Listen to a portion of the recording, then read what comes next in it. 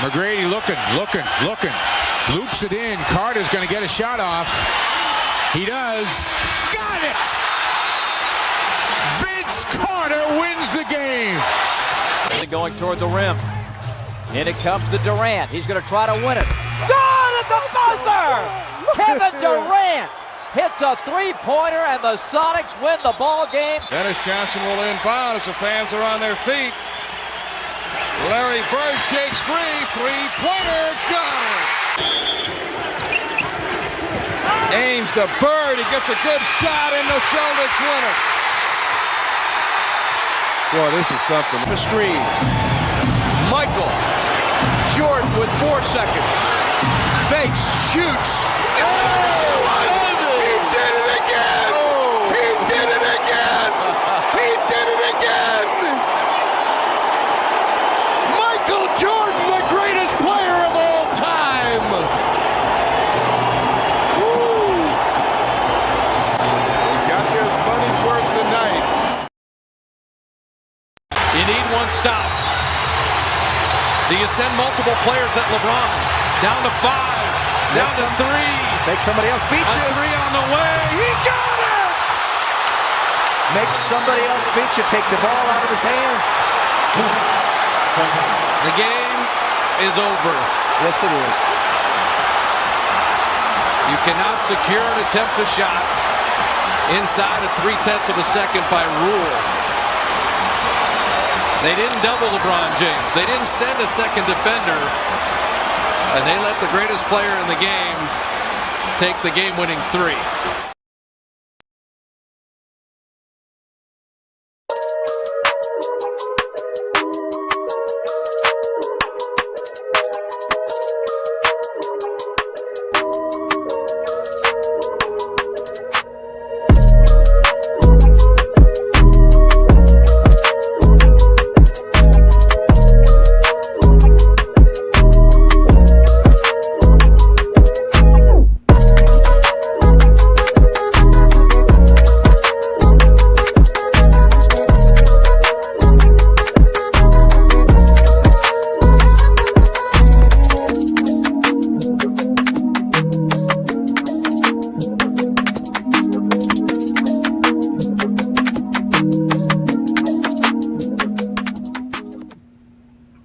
Peace and blessings, y'all. Welcome to another GOAT James Kingdom show with B. Lee and Ajani.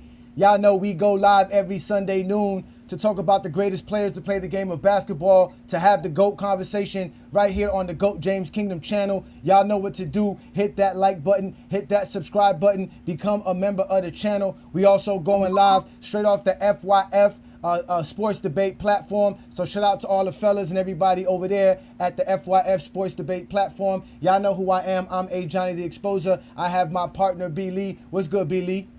What's good, everybody? All right, and we also, we got in the building. Shout out to you. King John is in the building like every Sunday. Thank you for joining us. All right, and we also got T Perfect in the building. Shout out to you, T Perfect. Thank you for joining us. Y'all make sure to watch out for T Perfect because he will be catching you if you are saying the wrong things in the chat line. So shout out to everybody that's already here joining us on a Sunday afternoon. Y'all already know what today's topic is about. We're going to discuss about who is the most clutch performer in NBA history. What is actually, or how do we define what is clutch? So we're going to have a great show. So let's start off with you, Brandon, what we got going for the fellas and the ladies today. All right, so we all know everyone thinks LeBron James is not clutch because they have different criteria for what clutch is. If we go by what the NBA states with the clutch time and everything, LeBron's up there. So I'm going to just go around the table and ask, what do clutch mean to you guys? So let's start with you first, Travis. What do clutch mean to you? Well, the NBA defines it as, the final 5 minutes of game, the score is within 5 points or less, I believe, on their website. Mm-hmm. So, using that criteria, there's a lot, I believe. I know LeBron leads it overall. And I was trying to get, data as, per season breakdown. I know it's, the people like Kareem, Mike, and, Kobe and LeBron have the absolute most. That to me is, the baseline. But, there's all, like you said, there's all kinds of different ways to define, who's clutch and, what criteria you use. I don't think it's, really just buzzer beaters. or like things like that. It's just like momentum, game time, or game shifting shots. When you have to have it, things like that. And I mean, I have a list of players that will go over later. I think fill that criteria. All right, John, what does clutch mean to you? Clutch is about moments to me, moments in a game. Forget what the NBA said after 5 minutes is clutch. Because you could be clutch in the third quarter and determine the game in the third quarter, and you don't even play in the fourth quarter. It's about moments offensively and defensively. And a lot of people don't like to talk about the defensive part of being clutch. But it's all about the moments, determining the game and finishing the game off. I mean, if it come down to the last 5 minutes, it come down to the last 5 minutes, and you doing what you have to do, running the plays you have to run, stopping people like you need to stop them in the last 5 minutes. That's determined to be clutch. If you can end the game in the third quarter, you can go on a big run, a nice 15-0 run, get rid of the game. That's clutch to me as well. So clutch is about moments to me. Okay. All right, I'm gonna go before you, Johnny, because I know you got some stuff. I guess for me, clutch is not just making shots, because you could be clutch making a defensive play. We've seen that a lot of times. We've seen Scottie Pippen make clutch plays at the end of the game. Michael Jordan made clutch plays at the end of the game. It's not always just when you hit the game winner. There's things that go on before a game winner, a stop. If you even go back to the 2016 Game 7. Kevin Love, Kyrie Irving, and LeBron in the last like a minute and a half made all clutch plays. Kevin Love used every energy he had to not let Steph Curry get off that shot. LeBron used the last strength of energy he had to make that block. And then Kyrie Irving, of course, he made probably one of the clutchest shots that we ever seen before. So clutch goes into more than just making shots. Just like Travis said, you can't really define it by buzzer beaters, because you could make a game-winning shot with a second left, 10 seconds left, 20 seconds left. Like even Michael Jordan's most iconic shot versus Utah, it wasn't a buzzer beater, but that's probably the most memorable shot in finals history, and it doesn't have to be a buzzer beater. So being clutch is more than just making a shot. There's a lot of things that go into it. I know the NBA describes clutch as a wide range of things. 5 minutes left in the game and the score, within 5 points or something like that. Like that's a wide range. Of course, LeBron's gonna lead that anyways. Like that's not even a question. Him and Kobe, those stats was not available when Jordan was playing anyway. When Witt was playing, when everybody else was playing. So it's more of a modern NBA stat from 96 on, I think it is. So that excludes Jordan. That excludes Magic, Kareem, and a whole bunch of players. Larry. So yeah, so when we talk about clutch, a lot of times is mainly opinions. And if we go by what the NBA states, LeBron's gonna, lead that in the most clutch points. But it's kind of hard to define exactly what clutch is. That's the whole problem. And there's narratives that you could go with, and most people think Jordan is the most clutch player of all time because we've seen majority of his clutch shots, and they're iconic shots. So I'll go ahead and kick it over to you, Johnny. Well, that's always a great question, because again, the thing is with all these words that we use, clutch, right? How do we define clutch? In reality, the word clutch does have nothing to do, like the definition of the word clutch has nothing to do with sports at all. Like a clutch is something that you use in a car, like a gear in a clutch. Right, and then I'm just saying, I'm just being real. When I went to go look up the definition of clutch, that's what it is. And then the second definition was like a purse, like a woman a clutch. You know what I'm saying? Like when which I find weird, because they say women clutch their purse, but a little purse is called like a clutch. But a non-adjective for the word clutch is I actually have it here written. Let me actually make sure I say the right things, because I had it jotted down here. But we also wanted to see what you guys thought what clutch meant as well. So when you go on the Goat James Kingdom show and you see the chat line, you'll see we have the actual description. What is more clutch? Is it a game-winning buzzer beater? Is it a Game 7 performance? Is it performance in elimination game? Or is it your efficiency in last-second shot taken? So you guys can go ahead and put that in. Now, I know Brandon and John just broke down some other ways somebody can be clutch, but clutch in sports is denoting or occurring in a critical situation in which the outcome or result of competition is at stake. It's like the elimination game. That's like the whole game. That sounds like elimination game. That also sounds like buzzer beaters, right? It also sounds like a that's buzzer included. beater as well, right? So there's a lot of variations to what one could consider is clutch, right? But we know here in Goat James Kingdom, we like to go off of what the NBA say. And if the NBA says LeBron James is the most clutch player, then how are we going to argue that? Like you said, Brandon, if we're going to go off of clutch time, right, then we have to accept that LeBron James and the clutch moments and the clutch stats that exist is the most clutch player in NBA history, because that's what the stats say. That's what the NBA stats say. That's not what LeBron fans say. That's, you understand what I'm trying to say? Like, they want to get upset, but those are what the numbers say. If he has the most clutch time sports, it's the same thing with Bill Russell and Wilt. We never could say they're the greatest blockers ever, because why? We don't have their blocks, right? Mm-hmm. Right? That's true. Nobody ever says, "Hey, let's count Jerry West in steals. Let's count Oscar Robertson in steals." Why? Because there's no stats for them, so we can't count them. So if there's no clutch stats for Michael Jordan, which there are just for the last 4 years of his career, but there's none for Magic. There's none for Bird. You know what I'm saying? There's none for like Reggie Miller as well. Reggie Miller's most of Reggie Miller's career. You don't have him, right? So how are we going to determine how clutch you are? Even with the shots, but we're just going to go off of last buzzer beaters, right? If that's the case, Joe Johnson's one of the greatest clutch players of all time. He has, I think, 8 of all time for his career. He got 8. Yeah, like 8, right? He's right up there with Mike, Jordan, and LeBron.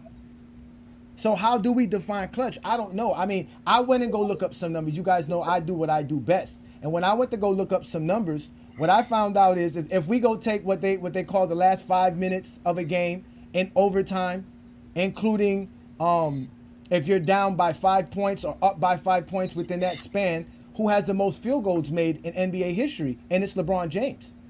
And even in the top 10 field goals made in NBA history, he's the one with the best field goal percentage. So how is LeBron James not clutch? You see what I'm trying to say? So, and if we look at it, they love to bring up Kobe Bryant being clutch. He's actually, him and Paul Pierce are the worst here in the top 10 in field goal percentage in these clutch moments. Now, I went to StatHead for this. You want to argue with me? Go to it. Again, it's clutch moments, field goal attempts, and shots made, the most in NBA history. I know Dirk Nowitzki played 20 years. Kevin Garnett played 20 years. Vince Carter played 22 years. 22 years. 22. Yeah. Kobe played 20 years. Out of all these players in NBA history, LeBron James not only made the most field goals within clutch NBA time and clutch moment time, he also has the best field goal percentage out of the top 10 guys. So let's start with you, Brandon. What you think of these numbers here? I think most people realize that how efficient LeBron is. He should be number one in those moments. And if you watch LeBron James play, when there's an elimination games, he's the best performing player we ever seen in the playoffs.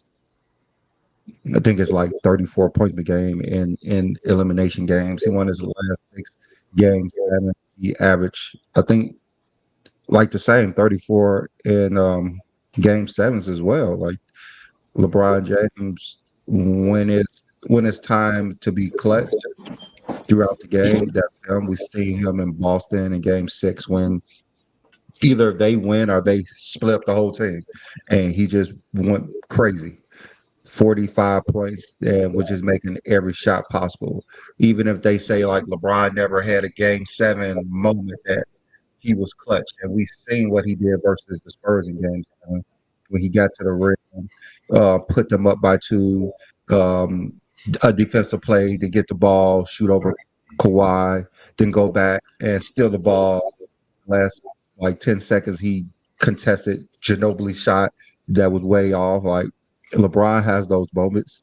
You just have to actually watch LeBron play, other than listening to narratives. And there's only a few players that we can say have been clutch. It's just a fan narrative: Kobe, LeBron, and Jordan, and they put LeBron a distant third, or not even in top 10. Like that's the thing with LeBron. Like Steph Curry, we say how great he is. He won Clutch Player of the Year, and we saw what he did in the USA team when we needed it. Like that Serbia game, the whole game he was clutch. Like you wouldn't just say like the last 5 minutes he was clutch. Like he was clutch that whole game. So when you talk about clutch, it's just more than the last couple of minutes of the game. It's actually the whole game to me. Facts. You on mute, Johnny? Facts. That I agree with you. There's a lot to being clutch. It's not just hitting that last shot, but I think hitting the last shot does mean something. And obviously what the NBA considers as clutch time also means something. But if we really do want to go to it, right, like you said, you want to go to the actual footages of what LeBron James has done, like you said, in these clutch moments. Let's just take a quick look at what LeBron James has done when we talk about clutch moments and hitting those crazy shots like everybody loves to talk about. Love, LeBron, and got it! Bakes it in! Jaw-dropping fadeaway out of bounds using glass, and he ties it at 120. An unbelievable shot. Gets it to LeBron for three for the win. Yes! LeBron James at the buzzer as the Cavaliers have pulled it out to tie the series. Going to work, fires leaning. DeBarton! Away goes! Walk-off playoff winner! 3 seconds to go. Throws up the floater. Golf James, catch, fire, ball game! He did it! LeBron James wins it for Cleveland! Going away from the defender. So, I mean, in reality, if we look at what LeBron James does, right, even beyond the buzzer beaters, right? So let's go to game sevens, right? Y'all say this should be about the whole game, right? Everybody here agrees, right? So in game 7 situations, besides Kevin Durant, LeBron James averages the most points per game in game 7 moments in NBA history. Kevin Durant, the GOAT. The GOAT. The GOAT scorer. I knew you was gonna say that. He's the GOAT scorer. He is. Right? Prove it. I mean, these are the greatest scorers in critical games. And this is a 3-game minimum. If we wanted to add a 2-game minimum, then you would add Luka Doncic. Luka Doncic has 2 games where he averaged 40 points per game in 2 game 7s. Durant shoots 55% in game 7s. Shots fired. You say what? You say what, Travis? Durant shoots 55% in all of his game 7s. I think it was like 3 of them. So he shoots 53% in game 7s. He's three out of 2. He's in 5 of them. 5 games, yeah. So yeah, 3 out of 2. Amazing. So how does this apply to being clutch? Let's start with you, John. How does game 7 points per game averages and performances, how does that attribute to a player being clutch? Because one, as far as scoring, I know when you go in that game 7, we know you're gonna show up. So the coach know he averaged 34.9. Oh, he's gonna be aggressive today. That's the one thing that I take out of just looking at this list right here. You know these players gonna be aggressive. They ain't trying to end it here unless it's the finals. We gonna come out at this game and we gonna win this game. And we focus all game. It's from the tip to the end. And I mean, Kevin Durant at 36.2, LeBron at 34.9, Jordan at 33.7. I mean, you know they're gonna be aggressive. And if that's the whole game clutch. To me, that's what that shows me. This is the whole game. waiting for the last 5 minutes. They ain't waiting for moments of the game. I'm going to this game, and my plan is to win this game, and that's it. That's the end of the conversation. That's what that shows me. I believe LeBron in those 8 games is 6-2. I think he's won his last 6 game 7s for his career. So he's definitely above 500. I know that for a fact. So that, you're right. Again, it does tell you that. So what does this mean, Travis? Because you did say it wasn't about little moments. It had to be an entire game. What do you think of game 7s? John actually just read my mind, you bastard, and said exactly what I was going to say. No, I agree with 100% what John said. That's exactly what I was going to say. It's all about the whole game. How often, how consistent are you? You show up in every series. You don't just wait until, take your time until 5 minutes or whatever your team needs you to, take, hit the game winning, but whatever the case is, you're there, you're consistent, you show up the entire series, the entire game. Look at these averages. These averages are not just for 5 minutes, obviously, but the entire game. These are the guys who were dominant when it mattered. And these are the guys who would elevate their game from the regular season and specifically when it mattered most. And so I don't think, these are among them. For instance, Bob Pettit, super underrated. In 5 of his 6 finals games, he averaged 30 and 16. It was insane. And on 50, over 50% shooting. So all these guys are very definition of clutch. Clutch is you showing up, you not having to let down when your team needs you on the biggest stage. Facts. Big time game 7s. LeBron James, we know so many game 7s. LeBron James has shown up, legitimately shown up and shown why he's the GOAT and why he's just the superior clutch guy. So we do have also somebody here put in the comments, Brandon. They also talked about another critical moment, right? Because that's what clutch means, right? Critical moments where your team has to, everything's on the line, win or lose. So somebody brought up here, in an elimination game, LeBron James averages 34 points per game. And yes, they're not wrong. Yeah, 33.5. 33.7 now. He had another, I don't know what elimination game it was. Oh, it was against Right, talking about last year. Add another one to last year. So he's destroying it when we talk about being clutch in elimination moments, right? And this is big time because he's also above 500 in these moments as well. So we're talking about GOAT status here. So we got LeBron's number 1, Jordan's number 2, Wilt's number 3, Durant's number 4. Iverson comes in, and you got Curry, West. Jamal Murray made the actual the top 10 in this because he played in an elimination game last year, got himself up there. He's considered clutch, right? So this helps us understand. Mm-hmm. So Brandon, what about because versus the Lakers? Yeah, what about elimination games? What is having the highest points per game in an elimination game means for GOAT James? It means something. It means that he's reliable. He doesn't, those his moments. Those are his moments when, his back against the wall. Just in game 7, which is also elimination games, he usually win those games in game 7s. If he could get his team to a game 7, there is a good chance he's going to win. He won his last 6 game 7s.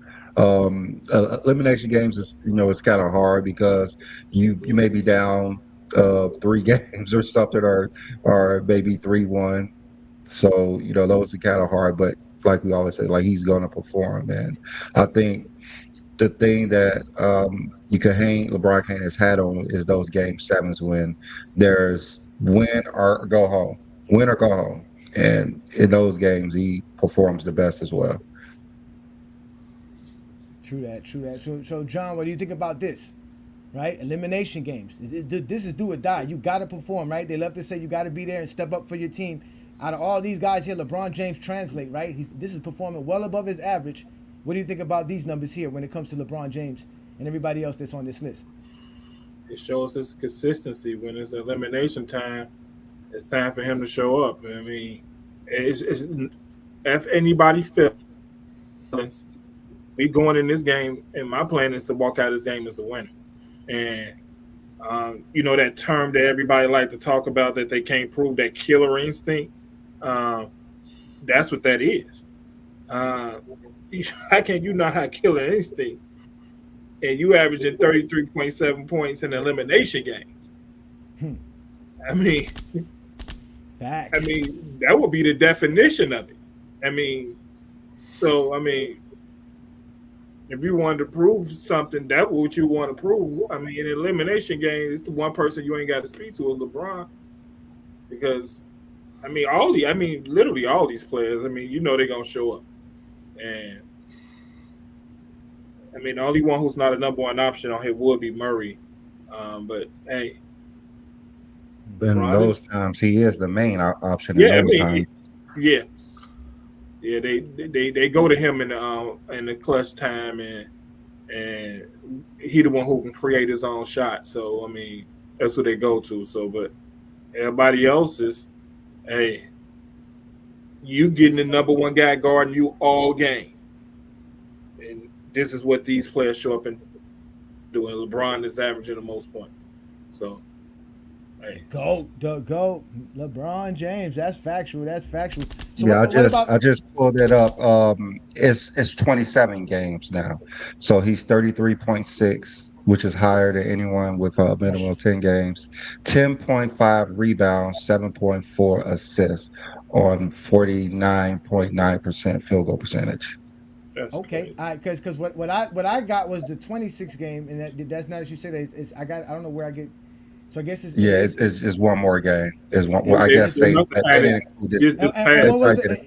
it was also how many rebounds per game you said you had?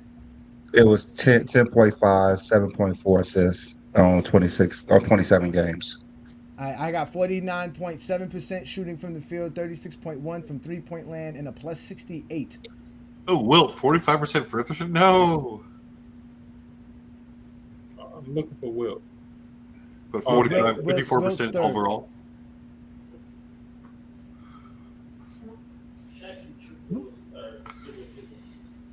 Wilt is crazy. yeah, Wilt is crazy. Only he, Iverson out of here. Only he, LeBron, and Elgin Baylor are the only one who actually averages double doubles in this. And only Wilt Chamberlain and Jerry West have a better field goal percentage than LeBron James in this. And they love to talk crap about LeBron James' field goal percentage. Michael Jordan in these games, elimination games, is 75.7%. So by a zesty Jeffrey logic, Michael Jordan is horrible in from free throw shooting in clutch games, in elimination games. It's crazy because I just saw that maybe a couple of days ago, the 75.7 for Jordan for the free throw line. Is this field goal percentage like Kobe? It's 45.8 in the 13 game. Yeah, that's what it is. 45.8 in elimination games. Kevin Durant's like Kobe as well. Yeah, the worst Kevin Durant is better than prime Kobe. You're right. Bigger question is, where's Kobe at? In this situation, yeah. Kobe's nowhere to be found. Because again, this is you got. Kobe shot 39%. Kobe in the graph. Kobe in elimination games averaged 22 points per game, my friend. Something like that. Wait. Kobe. Yeah. That's why Kobe Bryant fans don't like to talk stats, because there's no stats that say Kobe is great as they love to claim Kobe to be. Other than him having 33,000 points, which what makes him top 5 scorer of all time. Let me know when we could do some honorable mentions for most clutch player. Kobe shoots 41.4% in elimination games. No. 41. That's Iverson level. His field goal, his free throw percentage is 77%. Well, it's better than Iverson in elimination games. You can see Allen Iverson is here. He shoots 40%. But Allen Iverson he do average 22. Allen Iverson shoots 37% from the 3-point land though in elimination 83 games. from the free throw. Yeah, but he's taking like 2 threes a game. Definitely. So all these categories and all these things that we're mentioning, again, you can go to the GOAT James Kingdom chat line right on our channel for today's show, and you'll see we're going to ask you guys what makes somebody more clutch. Is it game-winning buzzer beaters? Is it Game 7 performances? Is it the performance in an elimination game?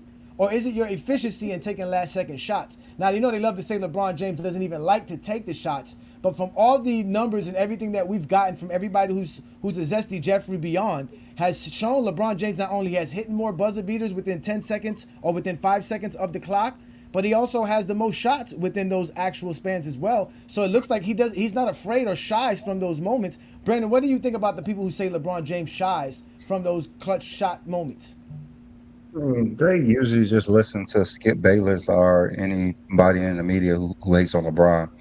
So, he had a run that he passed the ball to his teammates for about a few months, and that just the narrative just stuck with him. It doesn't matter what happened. The narrative just stuck with him. Whatever he did before or after, that little span that he was passing the ball to teammates really just stuck with him, and it's still sticking with him today because they can't think of anything else to discredit LeBron. They really can't. They're coming up with all kind of wild and crazy scenarios. And like I said, when we go down to it, at the end of the day, LeBron James has the most clutch time field goals made in NBA history. Not only that, within all the guys that are in the top 10, he has the best field goal percentage out of all those players that we see here that's in the top 10. And as far as clutch time field goals made, if you don't know what clutch time stats are, they're basically any stat for a game that's within 5 minutes of the game or overtime where the score is within 5 points or less. So as you can see here, these are the most clutch players from this stat being recorded since 1997. So we're talking about 27, 28 years of data. And it's not our fault it doesn't exist prior to that. It's not our fault we cannot count anybody that played in the 1900s as far as being clutch when we want to be objective and use the numbers. At the end of the day, LeBron James is the most clutch player in NBA history. That goes without saying. That goes without even having to speak because we can see it when he's playing, and we can also see it within the stats. You guys are just haters to LeBron James. You don't give him his props for what he does. Again, these stats right here are coming from from Stat Head. All right, we doing big things here. So shout out to everybody that's in the comments. This is a great Sunday afternoon. Another GOAT James Kingdom show with B. Lee and Ajani. We going live straight off the GOAT James Kingdom channel and the FYF platform. We're also going live on our Facebook account. So shout out to everybody who's there on our Facebook account. And we're also going live on IG as well. So shout out to all of our IG followers and subscribers. Y'all go ahead and check out the membership in the GOAT James Kingdom channel. We do big things here. This is what we do. We're talking about the most clutch players in NBA history, and for us it's LeBron James, whether we want to go off the eye test or if we want to go off the stats, and we got nothing but stats to prove it. I don't know what else we can have to tell y'all, but other than open up your ears and actually get a brain. I mean, I guess the only thing that we can use is fourth quarter scoring. I think that may go back a little bit further. Fourth quarter scoring, that may. I don't know when I believe it does with quarter scorings. I don't know when they track that. Yeah, I think you could track fourth quarter scoring, but LeBron still leads in that anyway. So even if we include all the players who scored in the fourth quarter, LeBron's gonna come out on top. But if we want to include everybody, that's the only metric we can really use other than game winners and buzzer beaters.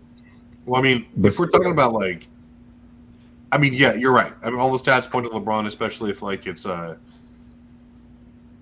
like we said, as the definition of fourth quarter scoring, he's gonna show up, he's gonna be the guy taking the shots and everything else here. But I mean, there's so many other players that you watch, and it's these things are what really. It's tough to put these on a stat sheet, but players like Derek Fisher, Derek Fisher was the most clutch player I've ever seen. He was. I mean, as far as hitting game altering shots, series defined against the Magic in 2009. That was one of the in Game 5, some of those clutch shots ever against the Spurs. He would just hit shots that were so timely. Timely is a great word because you have just things you can feel the momentum shifting. The team's going on a 10-0 run, or if you don't hit this shot, they can win with the next possession, or you're about to lose a lead and you're going to switch the lineup. Fisher was insane. Shout out to Robert Horry. he shot 51% in like all but one of his game sevens, and his team was like 8-1 or something like that. Some crazy number. Like you had players who would raise their game exponentially for these closeout games, like players like Hakeem Olajuwon and Dirk Nowitzki, where they raised their points per game average like 3 to 4 to 5 points in the playoffs. Period. Like as opposed to the regular season averages. Like obviously it was heavy volume, but all these players were insanely good, and it's a shame we don't have the stats to track that. But shout out to those guys who were just cerebral and automatic, whatever you would call their names. I mean, Derek Fisher and Dirk stats should be there because it started when Derek Fisher came into the NBA. Well, it will, but I mean, Fisher wasn't always like hitting the last like 5 minutes, or whatever. He would just hit these crazy shots that were just like, yeah, some of them were like that, but his value went on just. It's hard to explain because I couldn't really just be like, oh, here's a stat sheet, but he would just hit such timely shots, it was ridiculous. He had that game winner versus the Spurs. Yeah, that was crazy. Yeah. But it's the eye test. What they're talking about, like obviously we see it in the comments. Yeah. We see everybody saying it already. We have somebody here who called it out. Let me see if I can find the comment. They said they called him Big Shot Bob, right? Because we know, like he said, it's timely shots, things that were big. This was one of the biggest shots in NBA history. Let's go ahead and watch this one. It's a 2-point Sacramento lead. We're down to 7 seconds. Bryant putting the move on Christie. Rebound O'Neal, coming up short. Ori for the win. Sacramento needed defense on Kobe and 1 rebound. They got neither. The ball poked out there. Vlade does a good job. Nobody at the line. The shot, 3-point Jordan. Bedlam pandemonium has broken out here at Staples. And there's no question, Steve, he got it off on time. That's just some bad luck there. That's some bad luck. You got it away from Shaq. you got to think about this. Kobe missed a game-winning shot to win the game. Shaq missed, got the rebound, missed that right there. Bricked a layup right there. And because of a rebound and not securing a rebound, which we always tell you is very important, if Divac just secures that ball, you don't get a Robert Horry 3-pointer. So who is actually more clutch in that moment? Robert Horry, Kobe Bryant, or Shaquille O'Neal? Shout out O2 Kings. They would win 70 games today. Vlade was the most clutch in that play. Vlade was the most clutch. Shout out to Zero Turd. Thank you for the super chat. He said, peace to GJK and salute to one of the best panels out there. Appreciate that, man. Also, make sure y'all hit that like button and become a member of GJK. Thank you so much, sir. We appreciate you. Longtime GOAT James Kingdom member. We about to put the link up for y'all very shortly. We can have some fun here and have a great conversation. We see y'all Zesty Jeffries in the comments. We know you guys are safe in the comments. You know you are safe in the comments. You're not going to come up and hit this link. You're not going to explain what clutch means. You're going to bring up silly Michael Jordan shots versus Craig Elo. Craig Elo. Yeah, that's what they're going to bring up. What they don't like to talk about that Craig Elo shot is, one, Jordan missed some free throws in Game 4 that caused the Game 5. See, so you don't want to talk about when he missed those shots in Game 4 at the free throw line that made them lose the game. So, and then in that Game 5, Ron Harper, who was the one who wanted to guard Jordan, the coach said Elo was a better defender for that situation. I can't understand that, but hey. Did you see? He made Jordan adjust in midair to hit that shot. He did. What are you going to do? He did make Jordan without fouling that shot. Yep, he did. Hey, I mean, listen, but Jordan did give up the shot against Craig Elo to play before as well. Because through all these moments, right? Through all these moments, we just talking about hitting the game shot, but what about defensively? What about when Drew Holiday stole the ball in clutch moments and ending the game with a steal? Or when Scottie Pippen used to end games with a steal like he did in that Game 6 in the NBA Finals. Or LeBron James when he blocked that shot, which is the most clutch defensive play in NBA history. Or like they say when Michael Jordan stole the ball from Karl Malone. Yeah. Right? There's more clutch moments in basketball other than just hitting the game-winning shot, right? Chris Bosh blocking what's his name? Green's 3-pointer in that Game 6. In the corner. Right? Oh, you say Ray Allen. What? What clutch defensive play did Ray Allen make? Oh, against Kobe Bryant, Game 6 in the NBA Finals, 2008. Shutting Kobe down. Kobe! Kobe, no! Shout out Kobe that series, though. Shout out Kobe in the Suns series just before that. Like, the best series that he's ever played. But that not the one where he passed the ball at the end, right? Not that. No. That 2010 series versus the Suns. Talk about clutch. That last game, definition of clutch. Grant Hill was his bitch. Say Grant Hill. One ankle Grant Hill, 1 foot Grant Hill. That's what you talking about? Like 40 years old at that time. Oh my God! By then they had got rid of Rajah Bell. Yeah, because he kept fouling Kobe. Also shout out Walt Frazier for being like the highest the shooting guard with the highest field goal percentage of any shooting guard who's played at least 100 playoff games and taken shots in the. You say Walt Frazier in the finals? Yeah. You sure about that with Walt Frazier? You did you just call him a shooting guard? You meant point guard. You meant point guard. He's a point guard. He should be listed as a shooting guard. What he's listed as a shooting guard? I'm pretty sure, yeah. Might be playing. I don't know, but he had like some insane like clutch stats. Good thing Travis don't put nothing in the comments because you won't get chat bombed by your own silly takes. I don't know about that, but in Game 7 of the 1970 NBA Finals, if that's the one where Willis Reed got hurt, he did put up 36 and 19. He had 36 points and 19 assists in that Game 7, which is big time. Big time. Yeah, Walt Frazier has never been listed as a shooting guard in his career. Yeah, he's a point guard. He would be considered a point guard. He averages like 19 and 7. That's what I actually said. Yeah, you meant point guard. Yeah, he meant point guard, not shooting guard. Shout out to Ruddy Hood Sports. Thank you for the super chat, my friend. Thank you so much. He says salute to GJK, FYF in the chat. Hope all is well. Indeed, it's all is well. It's a Sunday afternoon. We're doing the Lord's work here on the GOAT James Kingdom show here every Sunday. Like y'all do. Listen, we come here every Sunday noon Eastern time.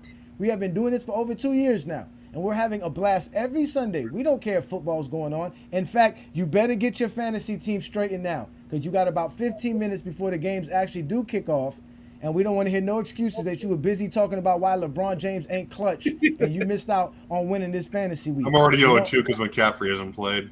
Oh, you should have got Jordan Mason.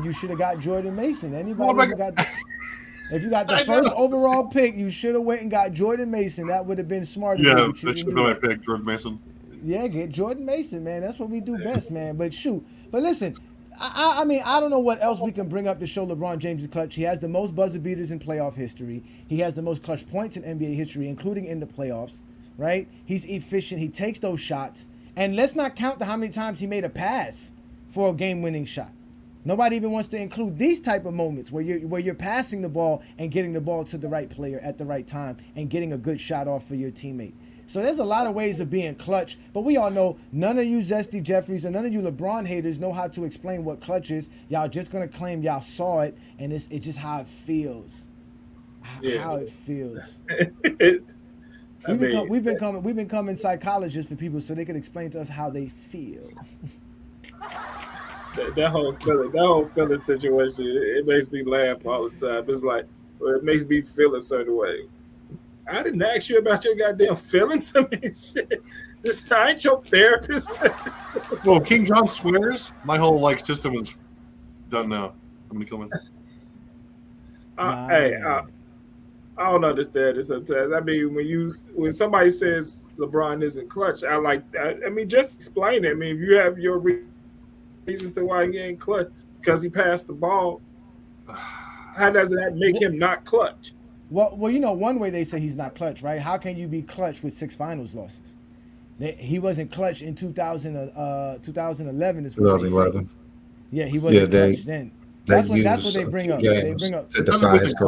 He was passive. That was his issue. And but the whole thing is when they say he's not clutch, like you guys have said, and we've talked about here, is being clutch is making the right play. Also, if defensively, offensively isn't only taking the last shot when you're blanking with the defenders, Like when you know you're going to be the guy they're focusing on and get the ball out of your hands, you know there's going to be somebody open. Like it's a 5-on-5 game, and like LeBron have they always hit the shot that he set up for them? No, but like that's not always going to happen. Or, it's like you gotta. I mean, he's made the right play, and he said it himself, and everyone else says like he's made a lot of the time. Are there some times where I've liked to have seen him be a little sure, but you can say that about any player across the board that you watch that we talk about ad nauseum. No player's perfect. No player's always been 100% accurate or made the right play. But LeBron has for the most part. And, he's like the stats say it. He's super clutch when it matters. And he gets his teammates involved. And I think the stats reflect that too. And anyone who says differently either just doesn't watch the game or they're, like you guys said, they're Skip Bayless disciples or something like that. And they're just, hanging on narratives to hate. So. They really hurt. They're really hurt. They're right now. They're trying to hang on to the whole Diddy situation. That's all they got. Like they just find everything outside of basketball. Even with that, right? They act like Puff Daddy's not from the '90s. That's what they act like. Like he's not even from the '90s. But that's how hurt they are. They can't bring up nothing. They talk about China and all this other crap. This whole baby oil situation got me crying. Oh my God. I just ignore all that.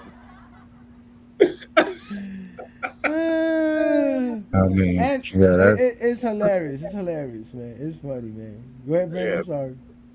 I was just saying, like, Puffy is one freaky dude. He's so freaky, he going to prison.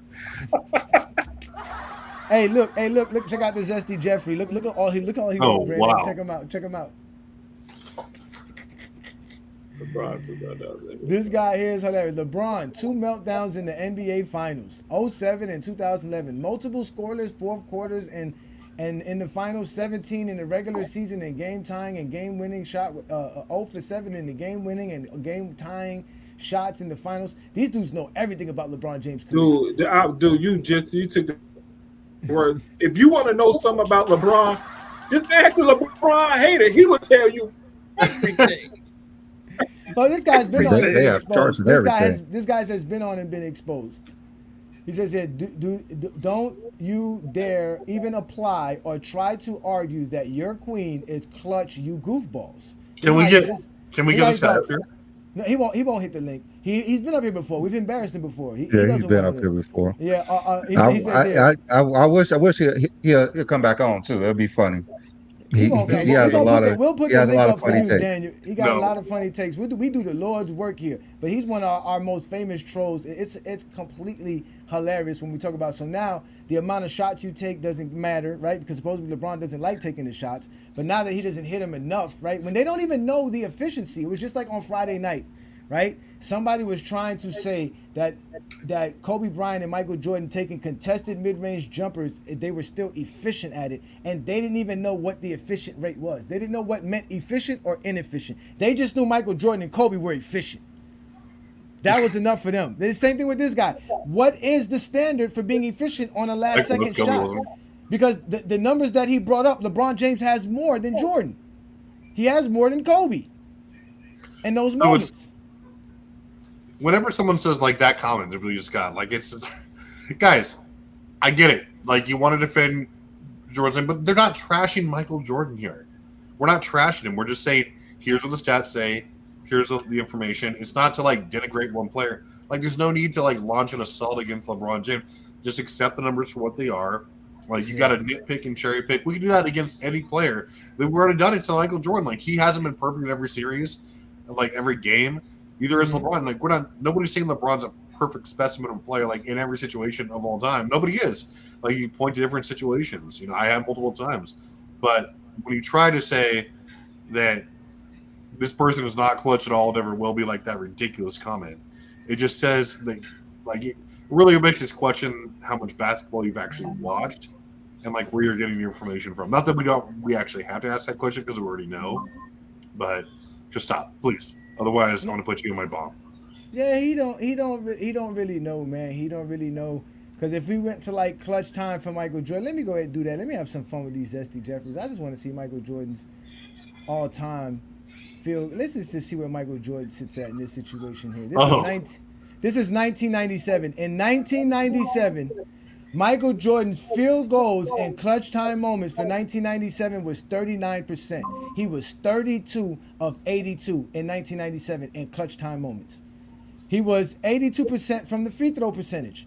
He was 18% from the three-point line. Mind you, ladies and gentlemen, that is the WNBA three-point line.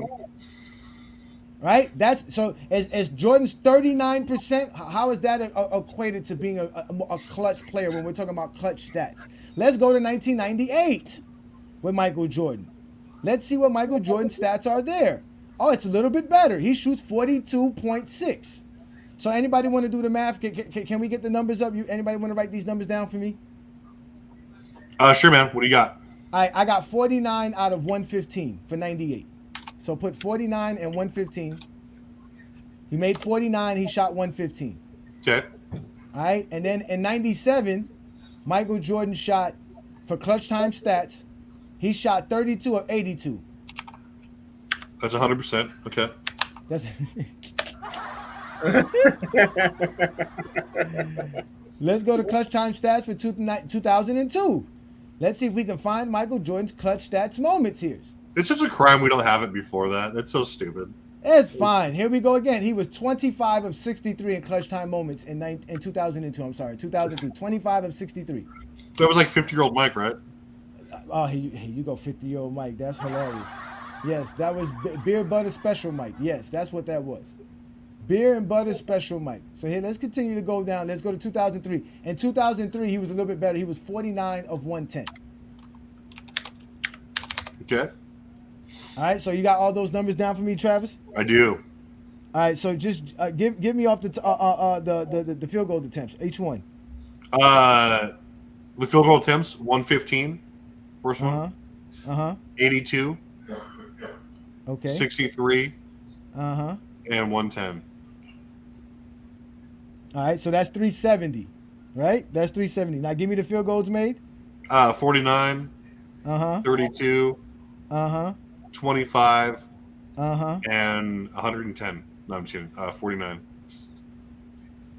All right, so that's 155. 155 divided by what I said, 370. Mm-hmm. Michael Jordan shot 41.9% in clutch time moments in NBA history. How very Iverson of him. That is what he shoots for clutch time moments. Ladies and gentlemen, what does LeBron James shoot in those same scenarios? Can anybody look at the number and tell me what does it say? It says higher. It says 46.2. But there will be somebody who can find a reason why 41% is higher than 46%. I mean, it's better than Westbrook, Pierce. Here goes his response. Look, I was just swinging by to watch you guys have your little biased show. Yeah, where you just bring up all negatives about Michael Jordan but ignore the whole picture. That's why you disappearing. That's where you go. You safe in the comments. Yeah, you just showed his stats. We didn't say I just showed his stats. We just went and found his clutch stats moments in NBA history. That's what we went and found. And Michael Jordan shoots 41.9%. He's 155 of 370 and clutch time moments. Daniel, what do we say negative about Mike? Nothing at all. Nothing. That we don't stroke him. I'm gonna tell you what we said negative about Jordan. He's not 100%. He isn't the best at it at all time. Anything that doesn't say Jordan is number one is negative.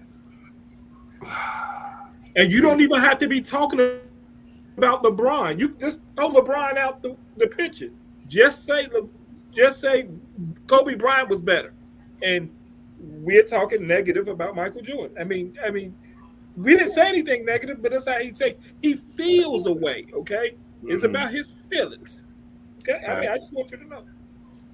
I mean, I think Daniel has just left the building. Daniel, like we wouldn't waste our time. Like I'm going to leave you to the big dogs in the chat, like New World Dreams and AAR. Like they're going to body you faster and more efficiently than we can because you haven't even brought up a decent point that like you sound like that old guy on FYF who wanted to like come out of Johnny and Hearn or whatever and like says I was watching basketball, blah blah blah blah. Bullshit. Miss me with all that. I mean, He did it to himself. He did it to himself. He did it to himself. Go ahead, John.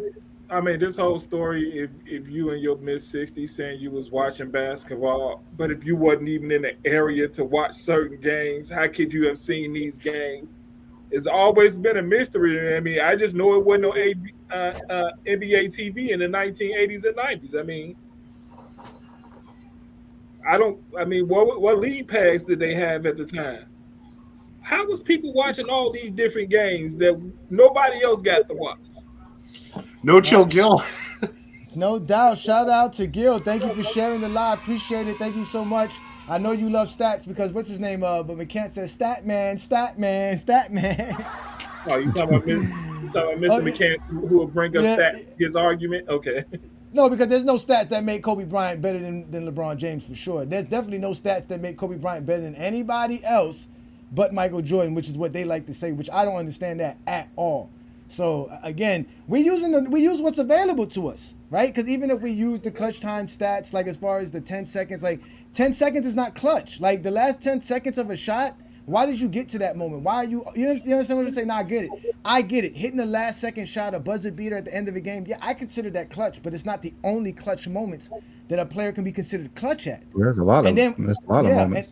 And then when they say, oh well, you got to at least take the shot, right? Because they don't care if you miss it. Supposedly you're supposed to just take the shot. You're supposed to be the alpha. You're supposed to go out there and shoot the last shot. Well, every time I go look at these numbers that they bring up for the last 10 seconds, the last 5 seconds, buzzer beater shots, LeBron James is up there. He's taking the most of those shots.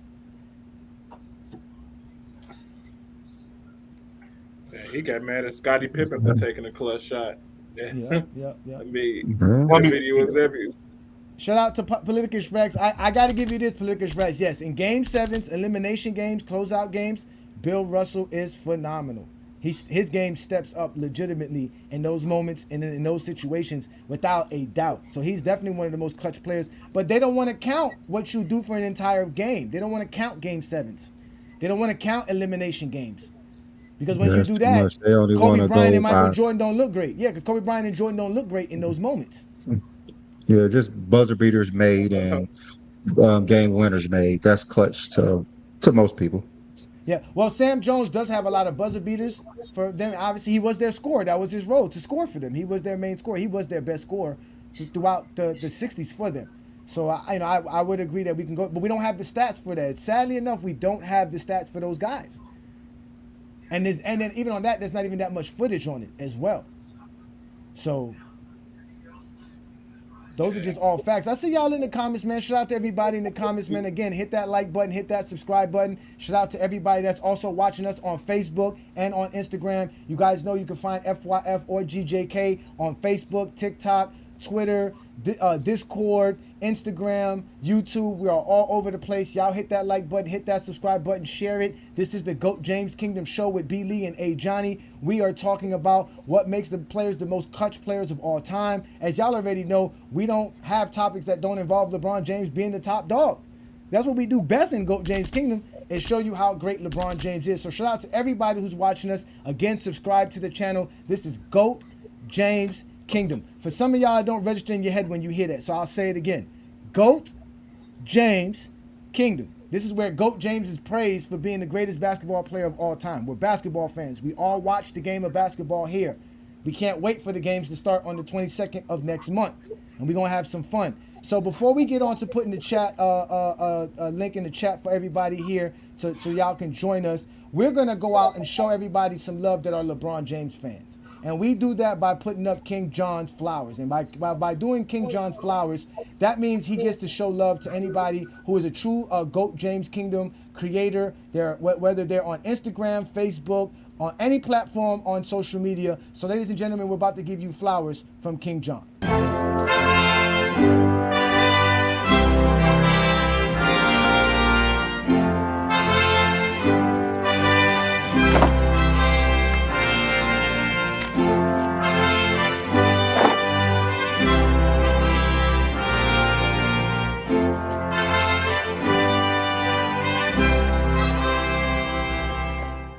Rosebetters! The first thing I want to give somebody flowers out to is a player. Is Asia Wilson for winning MVP. She had an amazing season this year, and I'm so glad everything happened in the WNBA the way it happened this year. Could have put a spotlight on Asia Wilson and how great she is as a basketball player, and I got to see her in another light. Shout out to Asia Wilson. She's probably going to win Defensive Player of the Year as well. And this is multiple times winning MVP and Defensive Player of the Year. So shout out to Asia Wilson. And this week, Instagram page, the name of the page is King LeBron is GOAT .23.6. He has 252 posts, 7,249 followers. And if you go up and down his page, it shows everything. He got narratives down there. He talks about facts as well.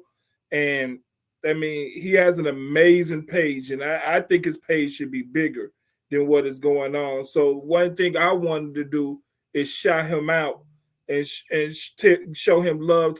I think he has an amazing page. And if you check it out, if you look at it, it says GOAT James Kingdom right there. So GOAT James Kingdom, follow him. I follow him.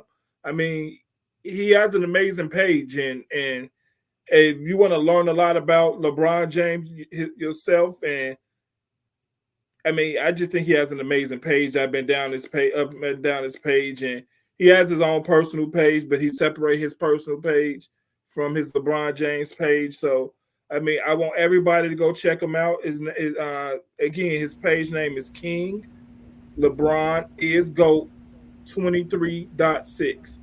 And I just want to, every week I'm trying to show love to a new LeBron James page.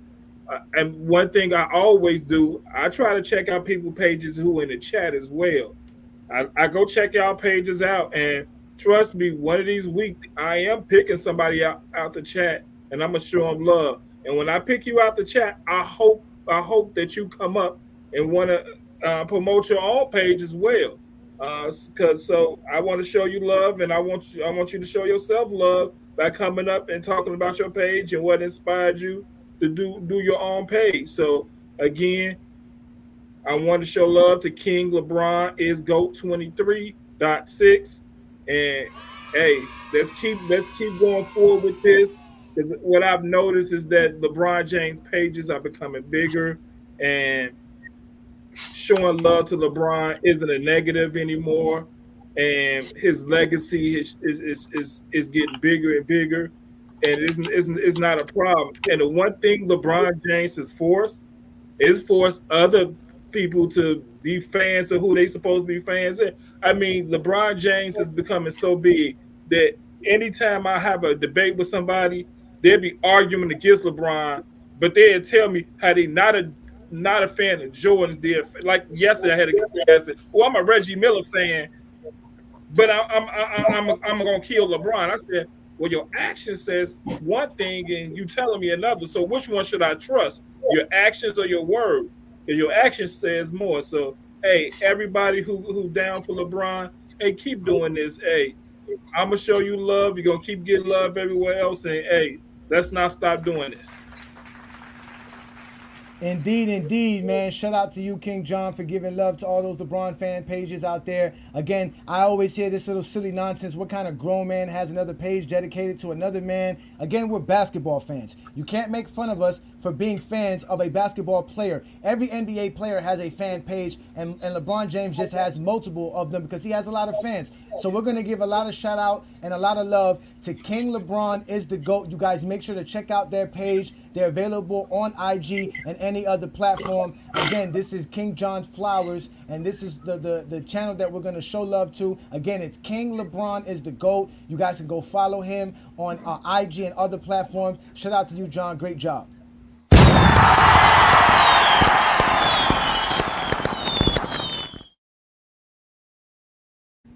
All right, ladies and gentlemen, so we having a fun Sunday afternoon, man. Everything is going good. We see y'all in the comments. Shout out to everybody We got max views right now. Shout out to everybody who's watching us on the FYF Sports Debate platform. Shout out to you guys over there in FYF. Shout out to Lamont. Shout out to Ace 30, True the King, all of you people over there. Y'all make sure to check out everything that goes on at FYF Sports Debate. Y'all hit that like button, hit that subscribe button, become a member of both channels because we are doing big things. We are the best place to come when it comes to talking basketball and getting a variety of conversations. And you obviously know that you could come up on the panel, which we're going to put the link up very shortly, but you could also be safe in the comments. But you're not too safe when Travis finds you. Now, if you're in the comments doing something silly or saying something crazy, you know Travis is going to come at it. So here we have today, ladies and gentlemen, we're going to bring to you the Chat Bomb by T Perfect. We are interrupting our normal programming. The current threat level is critical, meaning an attack is imminent. Civilians are advised to remain indoors. In some urban areas, evacuations are taking place. If you're in one of these areas, police will help you to safety. Follow their orders without question. You should remain indoors until you are told otherwise. You should now prepare for a nuclear strike. You will not be able to leave your location for 14 days after the strike.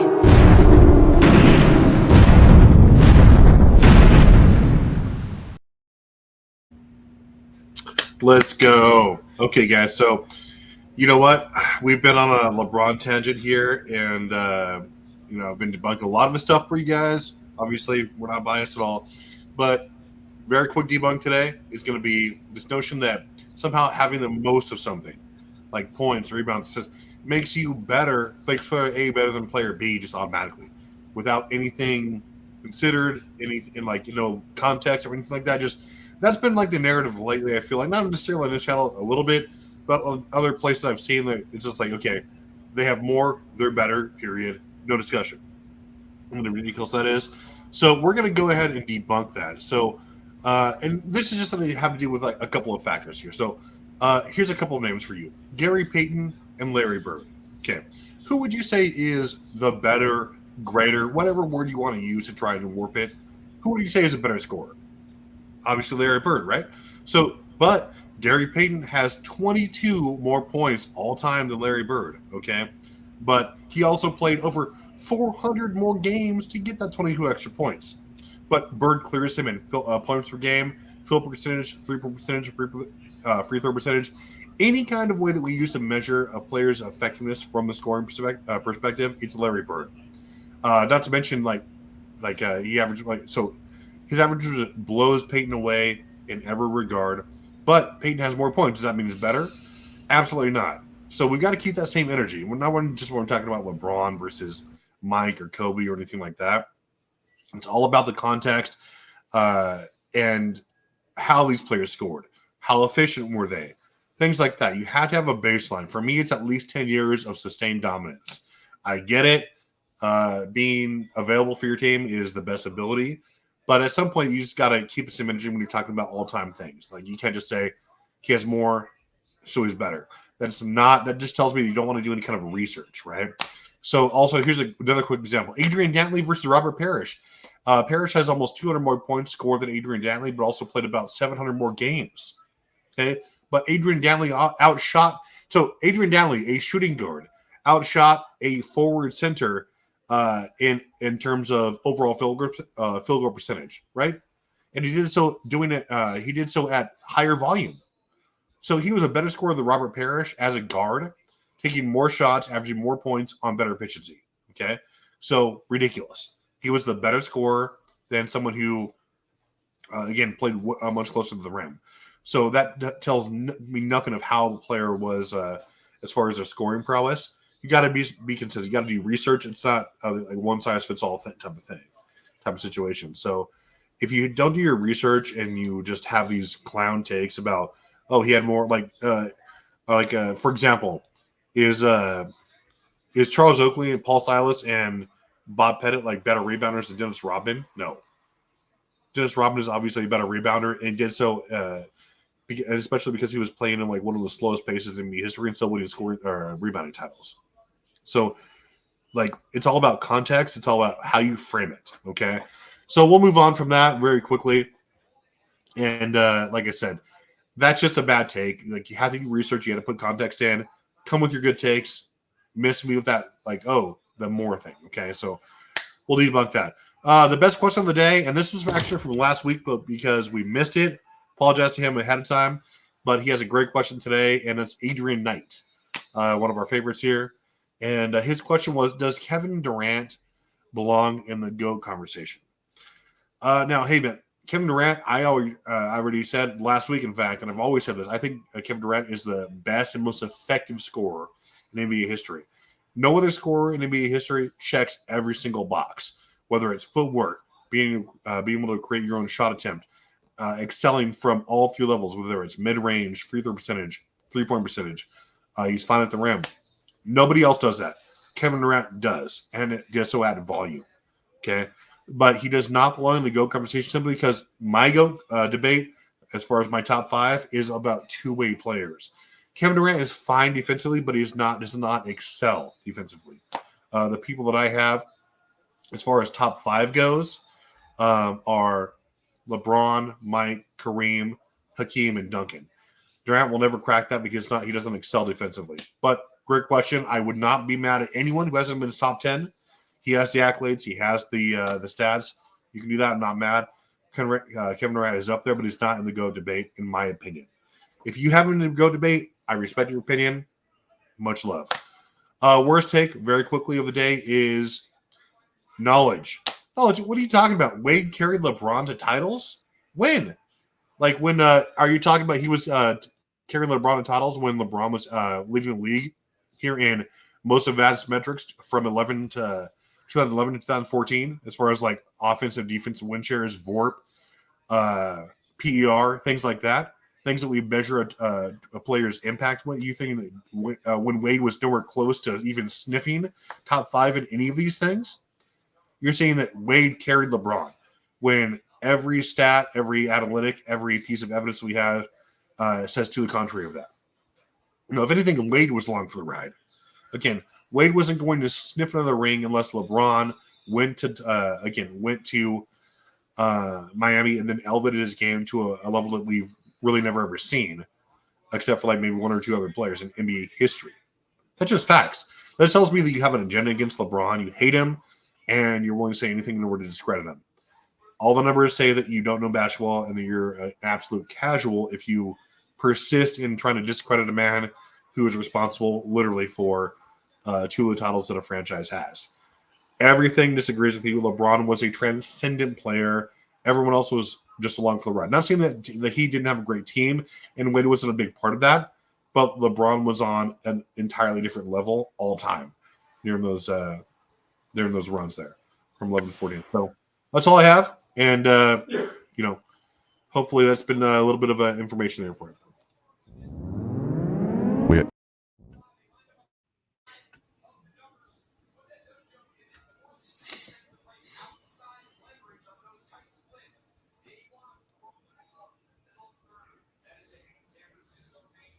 Hey, Travis.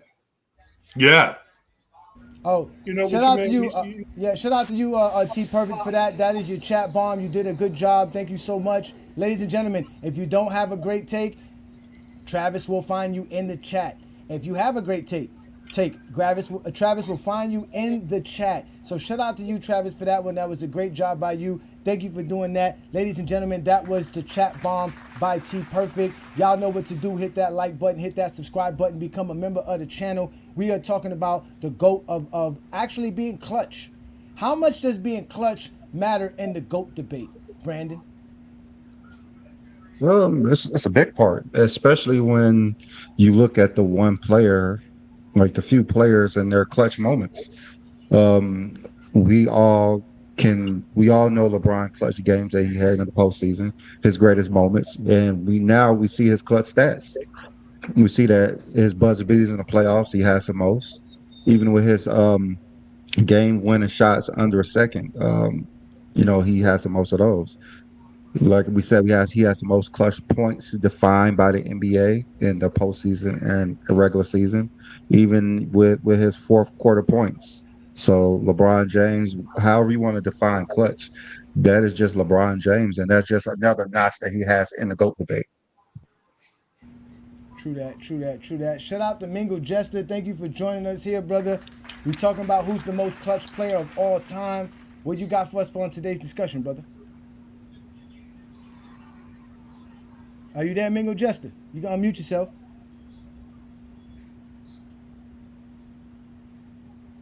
All right, we'll get to Twin Man, Mingo Jester, when you get a chance. So shout out to you, Mingo Jester. But Twin Man, what's good with you? Thank you for joining us. Twin Man is a GOAT James Kingdom member. What you got for us for today's topic? We're talking about the most clutch players in NBA history. So I put it in the chat earlier. Why is this even a conversation? Why is this even an argument? We already know who's the most clutch player is. A lot of casuals just like to make it about the finals. So let's play the game. If people want to sit here and say Michael Jordan had the most clutch bucket in the finals, you're lying. You're lying. You want to know who had the most clutch performance and shots in the finals? That would be one LeBron James, 2016. Every shot he made after they were down 3-1 was a clutch bucket. On top of it being a clutch performance in an elimination game. So again, I don't get the argument here. I don't get the argument.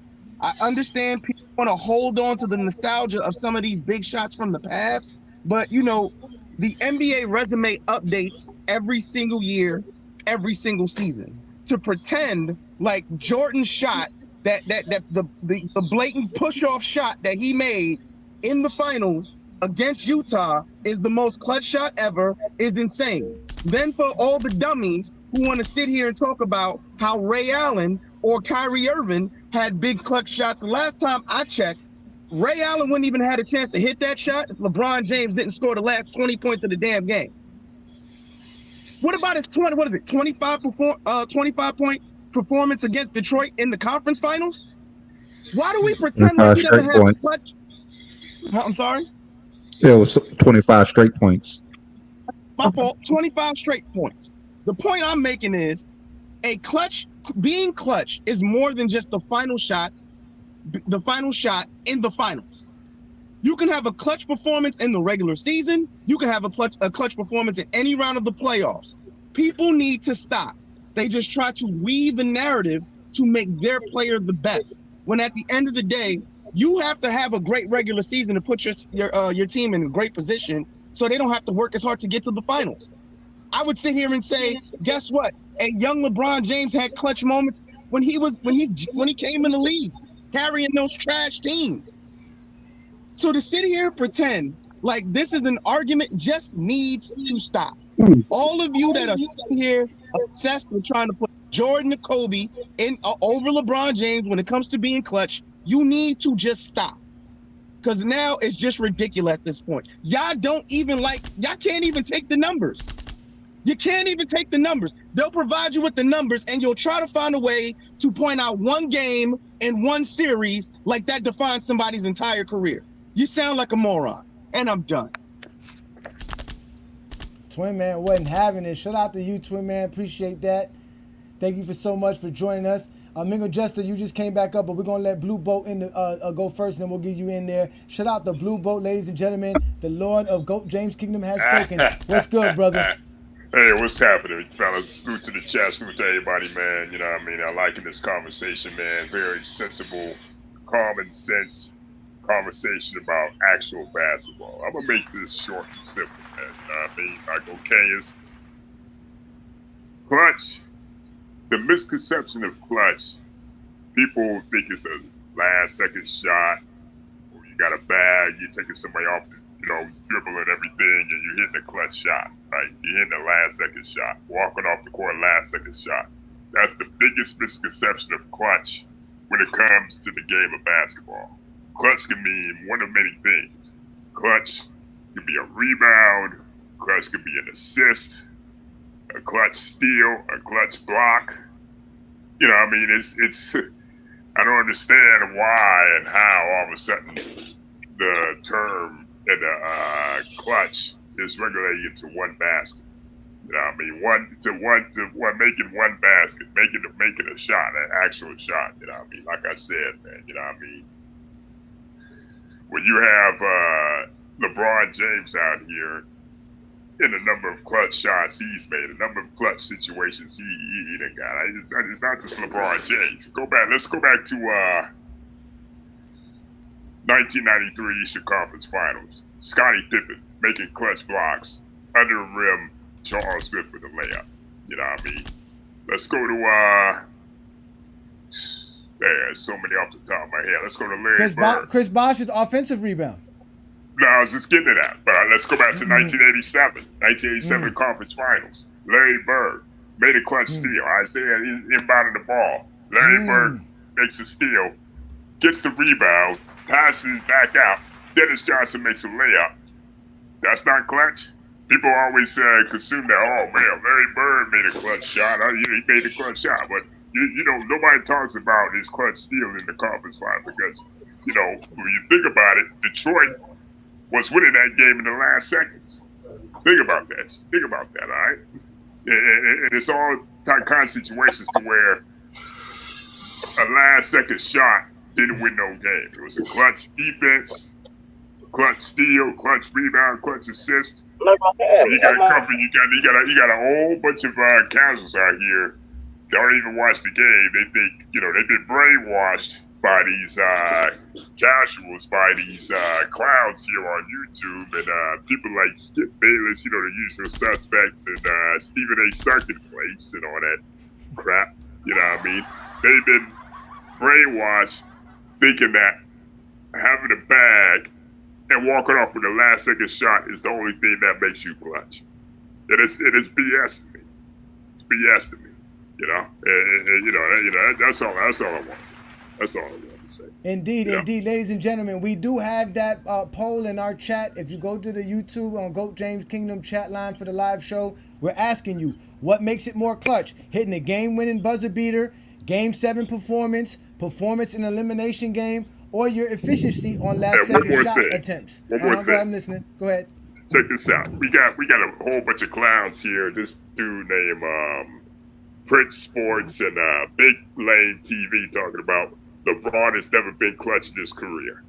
That's the dumbest comment you'll ever hear in your life, because 2000 is literally the most clutch performance ever, hands down. Right. There's no argument. And what I'm saying is, he's saying Kobe Bryant had more clutch moments than LeBron James because of the, you know, he won 5 championships.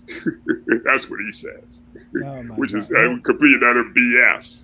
Yeah. Well, we know in clutch moments, Kobe's not that great, especially in the finals. So shout out to you, Blue Boat. Appreciate that, man. Let's let Mingle just to get his comments in. He can go ahead and represent and give us a good take. What you got for us today, man? We talking about the most clutch players. Shout out to you, man. Man, it's everything in totality, man. I don't know how y'all just cut out a lot of stuff and then highlight some stuff that y'all, I guess that helps what y'all was talking about or what whoever talking about. Like they cut out a lot of stuff. Like Jordan may have a lot of Game 7. So therefore his Game 7 stats ain't gonna be good. Because in the finals he didn't have too many Game 7. None actually. So how could you calculate Jordan Game 7 stat if he don't have any? You sure about that? That's another thing. See, y'all, you sure about that though? You said Jordan don't have Game 7. You sure in the finals is what I said. Okay, but he has Game 7 stats in the playoffs. But he don't have Game 7 in the finals. Listen to what I'm saying, man. Don't listen to me to argue. Listen to what I'm saying. Don't listen to argue. I understand what you're saying. You said finals. Finals is in the playoffs. He has Game 7s in the playoffs. Yes, but he don't have Game 7 in the finals. Finals and the playoffs is two different things. In case you didn't know, that's why you got playoff stats. So we're only going to judge Jordan off what he does in the finals. So we're only going to judge Jordan off of 6 series, and that's it.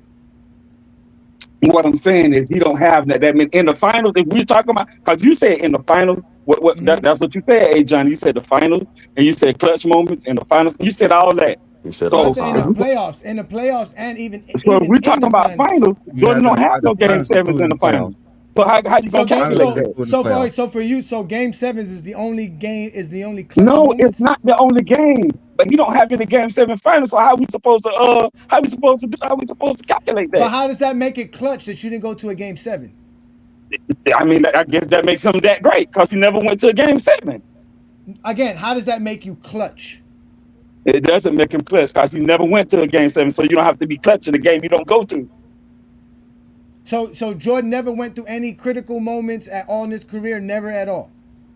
I'm talking about strictly game 7. I'm not talking about all the other stuff. I'm talking about strictly game 7. Because I heard a lot of y'all bring up game 7. Mingo Jester, I know what you talking about, Mingo Jester. The conversation is clutch. So we're asking you, what does not going to a game 7 have to do with being clutch? Well, I mean, he didn't go to a game 7, so you can't. Basically, what I was saying is you can't just use raw numbers. So Jordan isn't clutch. So Jordan's not clutch. No. Because we have no clutch information. Like you said, he never went to a game 7. He has no clutch moments. Jordan's not clutch. You can't just use raw numbers, is what I'm saying. I'm asking you what you're going to use for Jordan because you said he has no game 7. So what are we going to use to say Jordan is clutch? Right there.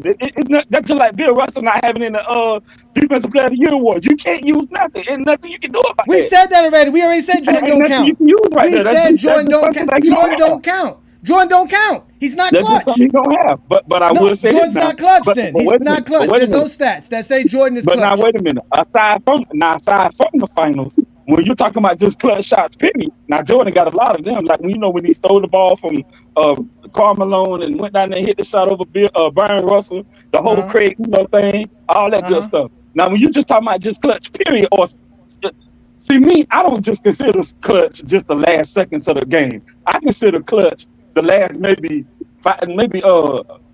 actually the whole game, because you got to win the game. You got to play to win the game. So to me, you can come up clutch anytime in the game, whether it's defense, offense, whatever. A lot of people just equate clutch to just how many shots you hit or whatever. Well, you can make a good defensive play. That's clutch. Or you can give a good assist or a key rebound or something like that. You got to get everything in totality. It's not just one or two things that makes you clutch. That's my point, what I be trying to make to everybody. So what performance in Jordan's entire career equates to 2016? Wait, isn't that what Brandon said earlier? Game 6, 1998. I mean, that's better than 2006. He said the last 5 minutes of a game, right? If we go to the last 5 minutes, what the NBA consider clutch stats, nobody does better than LeBron James. And that's total. That's totals. The man just told you stop using totals. How you gonna argue against said don't use rocket? What are we supposed to use?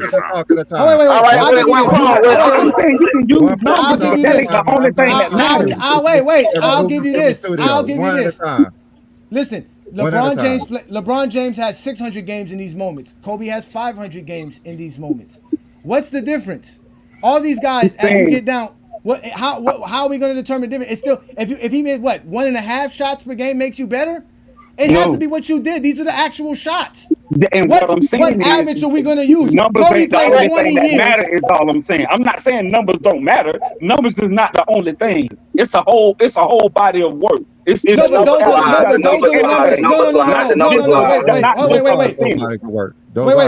the numbers that reflect what Mingo Juster claimed was considered clutch. Not just the last minute or two, the last 5 minutes of a game when you're down by 5 points or up by 5 points. These are being tracked. And in overtime, LeBron James more efficient and had hit more shots than anybody in NBA history. Threes too, also. You can't just go off raw numbers, bro, is what I'm saying. It's not just raw numbers. Okay, we're going to just brought up assists. Wait a minute, hey, Johnny. If we're going to just go off just raw numbers, just throw numbers out there and just leave it like that, then that would mean Steph Curry is the greatest shooter of all time. Just raw numbers. If you're going to just throw raw numbers out there, he shot 50% from the three-point line. Okay, he's the best three-point shooter of all time. Like, you can't just say just raw numbers. It's a lot of variables that go into numbers. Then just Who's a better shooter than Steph? Who's a better shooter than Steph since you can't use raw numbers? A better shooter than Steph would be Steph Curry. I mean, Steve Curry, we're going by just raw numbers.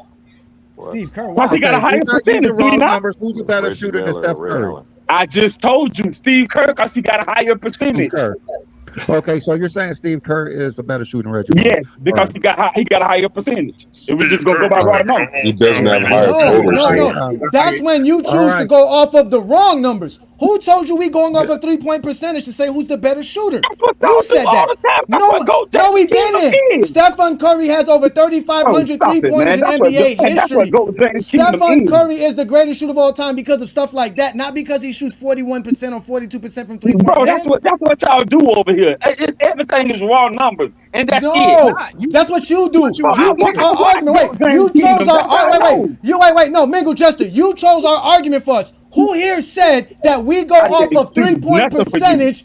No, Mingle Jester, who here ever said that we go off of 3-point percentage to claim who's the greatest shooter of all time? Bro, you got to do it on the panel. You got to do it on the panel. Literally say analytics is how he chooses. You got to do it on your panel that literally says analytics is literally how he chooses his. Shut the fuck. Shut. Did I say no? Oh shit! Say it again. Say something else. Oh, say something else. Say something else, nigga. Sit your ass down. You go to the dugout. No. You can't answer the fucking question. It was a simple question. Who here has used 3-point percentage to ever say somebody's the greatest shooter of all time? In fact, I've never heard nobody be called the greatest shooter of all time till Stephen Curry. Stephen Curry created the greatest shooter of all time title. Who was considered the greatest shooter of all time before Stephen Curry? Reggie Miller. None of y'all can answer that shit. They used to say Reggie Miller because of the 3-point. And why was that? And why was that, Brandon? Because of his 3-point. The amount of 3-pointers he hit. Because he had the most 3-pointers in NBA history. So this is what happened when you come up on Go James Kingdom and you don't know how to talk the game of basketball. I don't know why you came up with that nonsense. I don't remember asking you a goddamn thing. Sit your ass down. Go ahead, Brandon. I said not only that, he refused to answer the questions we asking him. Like, this is not your soapbox just to say what you want. Answer the question. You come up there, we ask you a question, just answer it. What question? Go ahead and ask him the question. No, we're gonna move on, Mingo. Just you had your chance to speak. You got sit in the dugout. Now you got to chill. No, man, y'all on that. But that's what nonsense. You said Steve Kerr was supposed to be the greatest shooter of all time because of 3-point field goal percentage. Did you say that or not? That's why we tell you, y'all safe in the comments. When you come up on Go James Kingdom, stand 10 toes down. No one here ever said anything about 3-point field goal percentage makes you the greatest shooter of all time. Because like you said, if we go by that, Stephen Curry ain't the greatest shooter of all time. But we went by but people say, you're 3 points made. And who has more 3 points made than Stephen Curry? Nobody. At all. In the playoffs and in the regular season. In the play, even like you, Kobe Bryant fans, in the finals. Who has more 3-pointers than Stephen Curry? So that's what I'm saying. That's what we were using. But we got somebody up here that want to speak. Let's let Preach get his chance to speak. Thank you for joining us. We're talking about the greatest clutch players of all time. What do you have for today's discussion, sir? Hey, how you doing? Appreciate you. Salute FY. Yeah, I used to play basketball, man, semi-pro, and just wanted to come up here and just kind of get down to the meat and potatoes, man. I've seen Mike play in a generation. Born in the 80s and 90s, seen Mike play, right? And you look at the players that Mike had to go up against, look at the players that LeBron had to go up against, you know what I'm saying? And you always hear about, different people save LeBron, Ray Allen against the Spurs, and he had to go up against Dirk, right? And they break down his flaws, but we never talk about what gets, Michael Jordan had to go up against the Pistons, the Lakers, the earlier, the Boston Celtics back in them day. And he went back in the lab and got stronger. You never hear about players talk about that, right? And you look about how the generations always get greater with scoring. You look at 7-foot Kevin Durant. You look at how great Stephen Curry shoots. If you put Michael Jordan in this time now, and look what he would have to go up against. LeBron had to go up against a lot because players were greater. As much is given, much is required. And I would say all time, when you look about what LeBron did against the Detroit Pistons, how his greatness evolved over the years and his skill. We never seen a player that could score the ball, could assist, and then give you 7 to 8 rebounds. Jordan, when he was great, he was always, his greatness was defending and scoring the ball. And LeBron James got better each year, with shooting threes. I mean, I think there was one stat, maybe you can bring it up, FYF, about him shooting the same, just about the same percentage as Stephen Curry. I said that. Now, that doesn't make him greater as far as when you talk about all time, but that, to me, is the complete player of all time when you break it down, because I look at the totality of his greatness. Jordan took some time off because, you could say his dad died in 95, and he came back and he went, against the team and lost in the finals. But Pippen was great. He was a great player. Jordan couldn't win those games without Pippen. You never hear nobody saying, well, Jordan couldn't have done without Pippen, because he couldn't. They always want to say LeBron. And so to me, when you put those stats up there, that's just what it is. It's LeBron James all time. He's all time. There's really nothing to argue. I didn't come on the panel to argue, but that's just all time. It's what it is. It's stats. It's proven. It's broken down. And that's just how it is. You know what I'm saying? It's longevity. Well, you could say, hold on. You could say longevity. You could say he's been playing. But that's also to his greatness. He stayed healthy. Yes, it is. A lot of players. Somebody said Bosh or Dwayne Wade saved LeBron James. Look, Dwayne Wade had bad knees, and Chris Bosh had a blood clot issue. And that's why LeBron James. I mean, a lot of Miami Heat fans, they didn't like it the way he left, but he knew that. He's kept his body in shape, regardless of how you think he does it. He's always invested in his body. A lot of those guys folded. They didn't stay healthy. They had injuries that lagged on. But LeBron, he's you know what I'm saying? That's also part of his greatness. And even active players, clutch. LeBron is like what, top 20, top 4? He's like 14 active players clutch. At 40, 40? He'll be what, 41, 40? He'll be 49 tomorrow. And he's still, but he's still doing it. FYI, he's still doing it, man. Well, LeBron's great. This is GOAT James Kingdom. By longevity. Yeah, this is GOAT James Kingdom. We are going live on FYF, but we are GOAT James Kingdom. We are GJK. So this GJK. is all right, this is GOAT James Kingdom. Well, Shout out to you. I'm Thank subscribed, you for, man. I know. I appreciate you. Thank you for subscribing to the channel. Thank you so much. Yeah. Let's let Brandon up, because Brandon was very patient. Go ahead, Brandon. What's your take on the most clutch players of all time conversation we're having today? I mean, they say that you use the NBA stats the last 5 minutes. Every game is different. So 5 minutes in one game, 5 minutes is just not the same thing. But one thing y'all haven't addressed is, I don't put this in the chat many times, 5 seconds or less, LeBron is 20 for 114 on game win and the game time shots, 17.5%. That's stats, that's facts, that's bottom line. That's not great. It's just not great. So you can't say he's the most clutchest player ever. Yes, the last 5 minutes matter.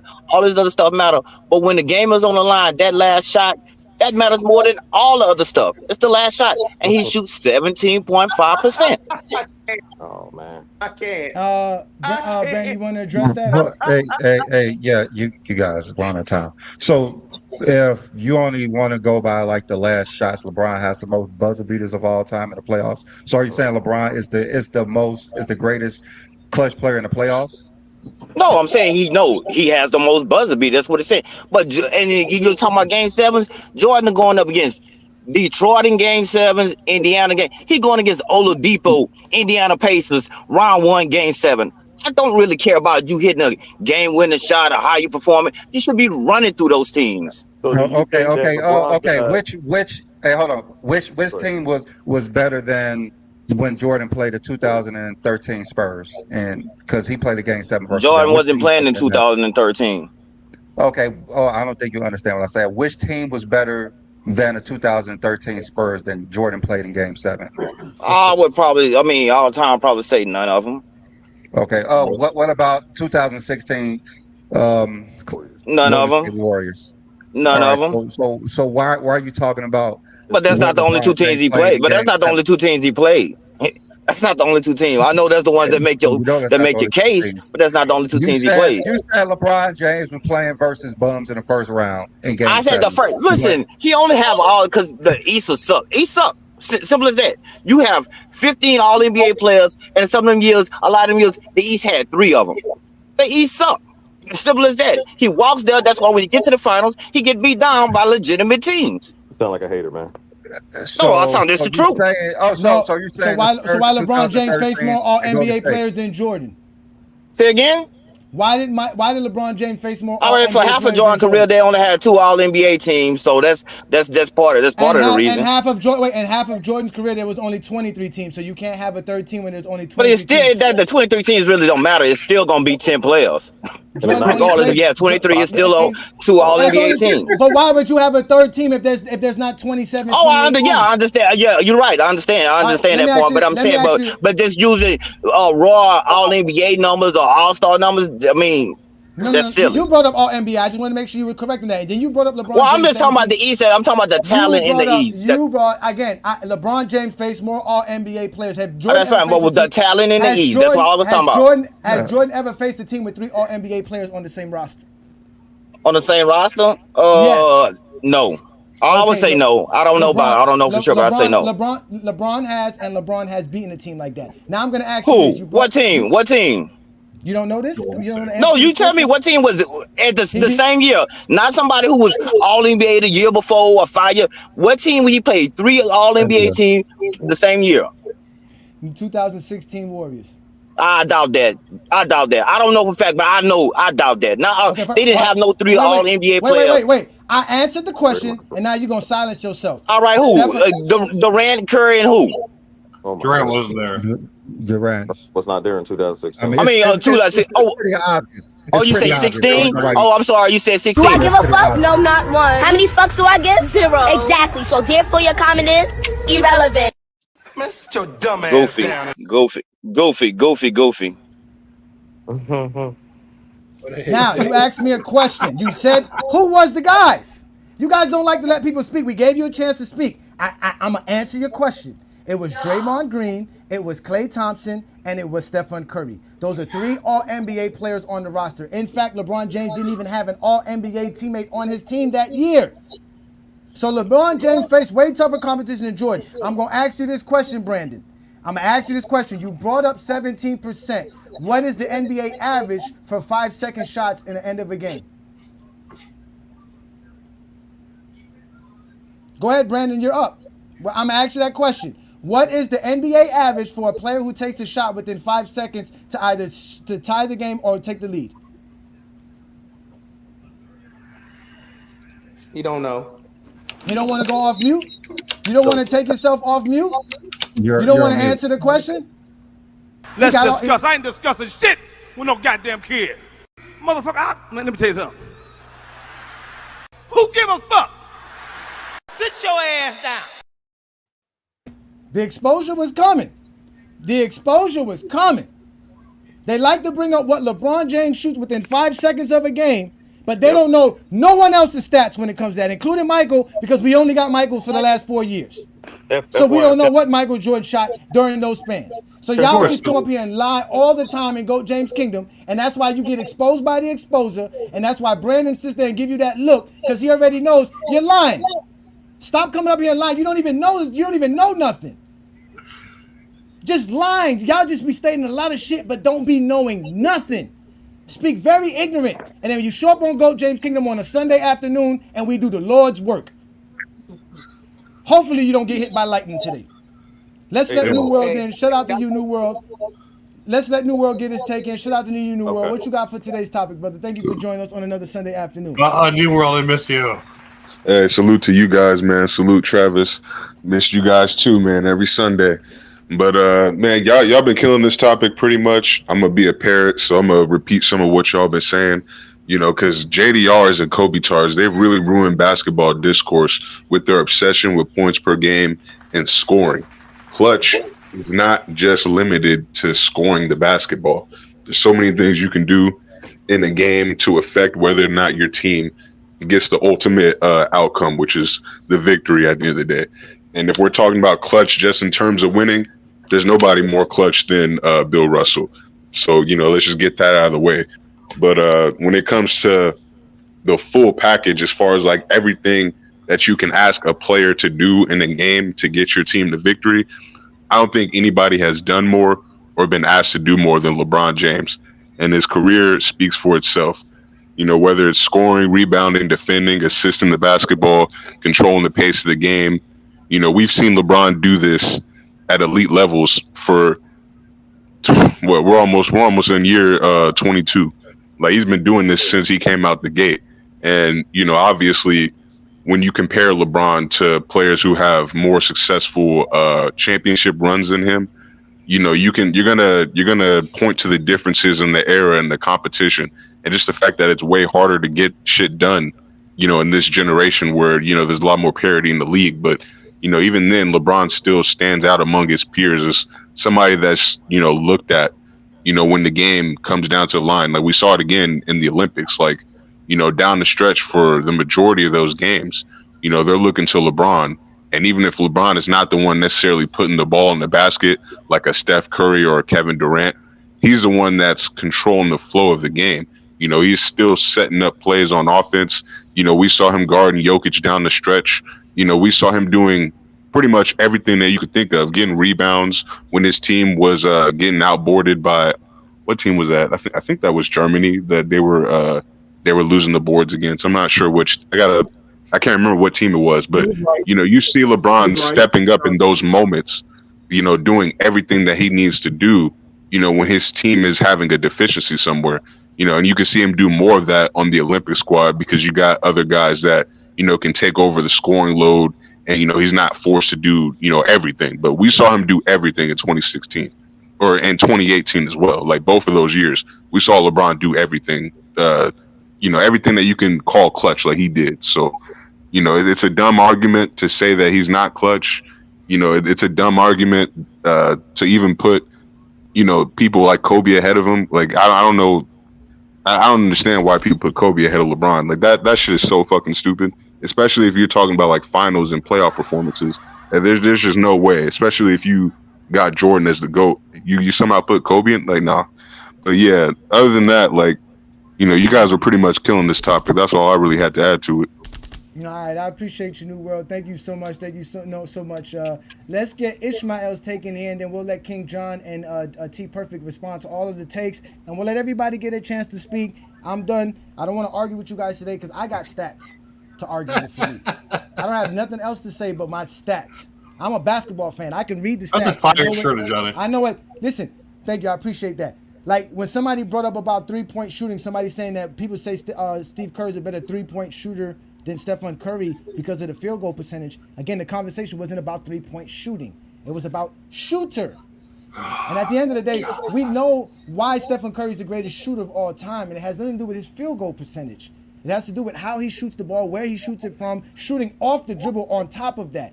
Because we all know Steve Kerr and Reggie Miller was not shooting off the dribble like Stephen Curry. And the volumes of don't say that. That's all longevity. That's all that is longevity. So let's let Ishmael get his take in. Shout out to you, Ishmael. Thank you for joining us. You are a GOAT James Kingdom member. Go ahead, brother, and school these brothers about the stats and why LeBron's the most clutch player ever. Disagree with the whole thing about the clutch thing. I mean, the numbers don't lie about that. If you're talking about what the NBA define, I don't know what there is to really debate. Unless, like, I'm trying to find like a source about the whole 17% thing.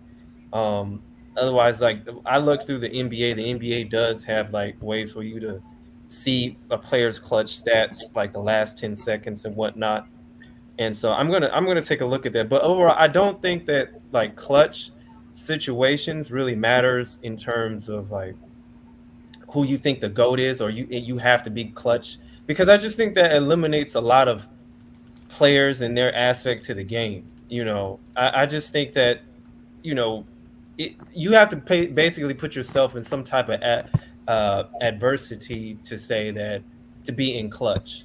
And I just think that's just not how the game runs naturally. It depends. While these situations, I think they're great, they're amazing, and they can add context to a player's greatness, but I don't think like you have to be clutch in order to be GOAT. So That's what I say on that. All right. So shout out to you. Thank you for that take right there. Again, ladies and gentlemen, we don't know what it takes to be clutch because these type of words don't really exist. Yeah. It really does not exist. Again, I told y'all and I showed y'all when it comes to the actual meaning of the word clutch, it basically talks about a gear, a component for a car. It does not represent anything in general. But when you look at the non-definition or let me look at it's the non-adjective. Let me make sure I get this right. It is considered an informal definition. Being clutch in sports is denoting or occurring in a critical situation in which the outcome or the game or competition is at stake. So a game 7 can be considered that, an elimination game can be considered that, and including the buzzer beaters. But there's shots, like I told y'all, there's shots that doesn't end as buzzer beaters that are game-winning shots, you know what I'm saying, that we don't have in that record book. So the one that he's talking about, LeBron James' last 5 seconds, it doesn't include this shot right here. You need one stop. Do you send multiple players at LeBron? Down to 5, down to 3. Make somebody else beat you. 3 on the way. He got it! Make somebody else beat you. Take the ball out of his hands. The game is over. Yes, it is. You cannot secure and attempt a shot inside of 0.3 of a second by rule. They didn't double LeBron James. They didn't send a second defender. And they let the greatest player in the game take the game-winning 3. But maybe that does count. That was a shot taken within 5 seconds, right? So is that one of the shots that they claim that he hit? Talking about right there, brother. That's definitely within the last 5 seconds. Yeah. But bro, do you want to know why he went to that specific time frame, Johnny? I put it in. I put it in the back. He went to that specific time frame because he saw Jordan hit shots in that specific time frame. That's why he went there. Because again, if we're going to talk about what clutch is, I agree with King John. It's more than just hitting a buzzer beater. It could be on defense. That's why I said there's no greater clutch performance than 2016. He gave you back-to-back 40-point games. He was great every single game. He gave you a clutch defensive moment, and guess what? He was able to put his ego aside and let the mismatch work with Kyrie going against Steph Curry. Facts. So he didn't let his ego drive him. 2016 is literally, hands down, the greatest clutch performance in NBA history. There's none better. And if anybody wants to argue that, it's going to sound foolish. Well, see, I got it. This is what I got to do because I don't know where they found this at. Like Ishmael said, where's this stat coming from? Supposedly it comes from StatHead. And this is why we signed up for StatHead to find out this information. I just put in right now, right? This is in the fourth quarter overtime between 0 to 5 seconds in a quarter, shot tying or game tying to take the lead. It's field goal attempts of at least 0 field goal attempts. And the guy who has the most field goal attempts in this scenario, since this been tracked since 97, is Jamal Murray. So I don't know where they get that number from. I've been trying to find that number. I've been trying to figure out those numbers there. And guess what? Jamal Murray shoots 25%. Brandon Ingram is second. He shoots 22%. So Tyler Hero shoots, 25%. So you're telling me Jordan is not even number one in the stat that they've been constantly using to bash LeBron for years? They don't have numbers for Jordan. They don't have these numbers for Jordan. They only have last-second buzzer shots, like buzzer beaters. Yeah, like that. that's what I'm saying. Like, they've been using this argument against LeBron like Jordan was number one on that list for years. Like, I've been hearing this argument. This wasn't even the first time I heard this argument. I heard this argument several years ago. Now, again, I'm trying to do this. Go ahead, Twin Man. They have to go by the percentage. Because if you go by the person who has the most buzz, because that's what that is. It's a buzzer beater. Let's be real. If you're taking a shot with underneath 10 seconds, 5 seconds, that could be considered a buzzer beater. Who has the most? They don't want to talk about who has the most. They want to talk about the percentage. So again, we're splitting hairs for no reason. It's dumb. I don't even entertain dumbass arguments like that anymore. For what? Let me see what LeBron numbers are if I put LeBron James numbers in here. Let's look this up here. All right, so here it is. I have the numbers here. It says here that LeBron James under these circumstances is 36 of 207. So supposedly LeBron James has took 207 regular season shots within 5 seconds to either to tie the game or to take the lead, and he made 17% of those shots, like they were saying. So I guess that's what they're talking about if you just put LeBron James there. Let me put Michael Jordan on here and see how many Michael Jordan has.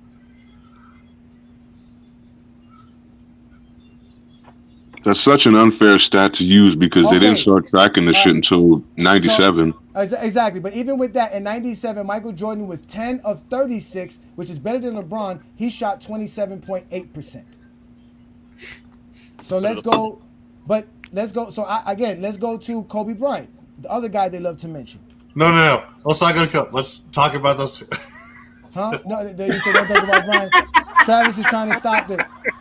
Kobe Bryant, under the same circumstances, is 56 of 205, a total of 27.3%. So both of them do shoot better than LeBron James under those circumstances if we're talking about field goals taken within 5 seconds to either tie the game or take the lead for their history or for the career of Jordan. So LeBron is garbage, is what you're saying. No. What I'm saying is what makes garbage. That's my question. What makes garbage? How are you considered garbage? So because now because then when I bring up everybody in NBA history, look, the number changed again. Now they brought up different numbers. Yeah, I mean, that's what I'm saying. I don't know how accurate these numbers are because the way you research it, it depends on how you research it. They're more accurate than LeBron James in that situation. Let's go to the playoffs. LeBron James in the playoffs. Let me go look up the same numbers for the playoffs. Now I'm using StatHead, y'all, and what I put in was this is from 2004 to 2000 and what's it called? So in the playoffs, LeBron James under the same circumstances is 15 of 42. He shoots 35.7% under these circumstances in the playoffs. All right, let's go to Michael Jordan, which we only has 2 years. 100%. So it's 100%. Michael Jordan is 100%. Michael Jordan is 100%. See, that's that bullshit. Like, whenever Jordan fans and Kobe fans use this argument, I'm always just like, it's so disingenuous. Michael Jordan Jordan is 3 of 8 under such circumstances. That is 37.5%. Good. So that's close to LeBron James, but he only took 8 shots. Let's go to Kobe Bryant. Now, mind you, I don't know how accurate this is. I'm only using StatHead to give me this information and what I put in. Kobe Bryant is 6 of 37 for 16.2% when he takes a game-winning shot with the last 5 seconds of a playoff game. That's trash. Kobe is trash. Kobe is trash. Kobe. Kobe.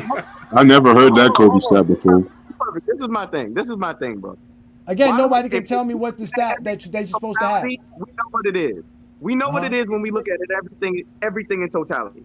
We have to go basically a slice of a slice of a slice to sit here and say, oh, he's trash in this specific instance. Do you see what I'm saying? No, I know you're being humorous, but you understand what I'm saying. There are some people who will take that 17% and be like, see, he ain't clutch. He's trash. You talk about in that very specific instance?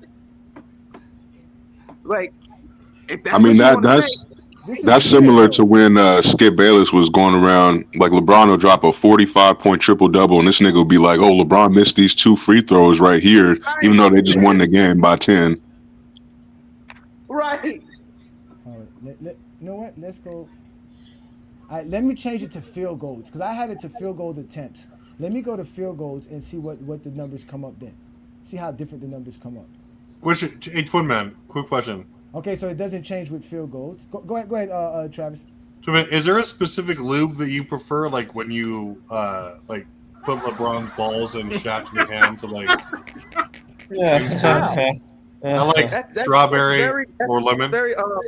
That's very homosexual, and I don't engage in such activities. I just believe in telling the truth when it comes to basketball. And if you really have to dumb it down or cut the stat down to the point to make your argument, that means that's what they are doing. I'm not doing that. I'm looking at everything in totality and sitting here saying this person's doing it the best. That's all I'm saying. if you're sitting here doing what that dude did and came up here and said, in this very specific instance, he shoots 17%. I'm sorry, you're a cock gobbler. Yeah, it's crazy because the LeBron haters want him to be perfect in every single regard. They want him to beat teams that are better than his team, but they never hold their favorite players or their so-called GOATs to that same standard. So it's just like, okay, LeBron has a deficiency here, but how does that prevent him from being the GOAT when he's better than everybody else in all these other categories? It's stupid logic. It doesn't make sense. A lot of these dudes ride the short bus, to be honest with you. All right, so here we go. Here we go. So if we include the playoffs and the regular season for LeBron James' NBA career, when taking a shot within 5 seconds left of a quarter, whether it's the fourth quarter or overtime, to tie the game or to take the lead, LeBron James is 51 of 249, which is 20.5%. If we do those same numbers for Michael Jordan, let's look up Michael Jordan's number. Now, mind you, we don't know what considered good or not. We only know what these guys are doing. We don't know if 20% is bad, good, or not. Michael Jordan is 29.5%, but he's only 13 of 44. So Jordan only made 13 shots in the last 4 years of his career where it was under 5 seconds to either tie the game or take the lead in his career. And he's 20. So Jordan was significantly better in the clutch than LeBron. 29.5. That's all I had to say. Let's go to Kobe Bryant. Now we're including their Not even playoffs prime and Mike. their regular season. So let's go ahead and bring those guys up. So prime Mike would have obliterated LeBron All right, James. Kobe Bryant is and under these circumstances, Kobe Bryant is 62 of 242, and he's 25.6%. So he is also better than LeBron James. So let's bring up somebody else. Who is considered another clutch player so I can ask and see? I have a if question. it's Does fine.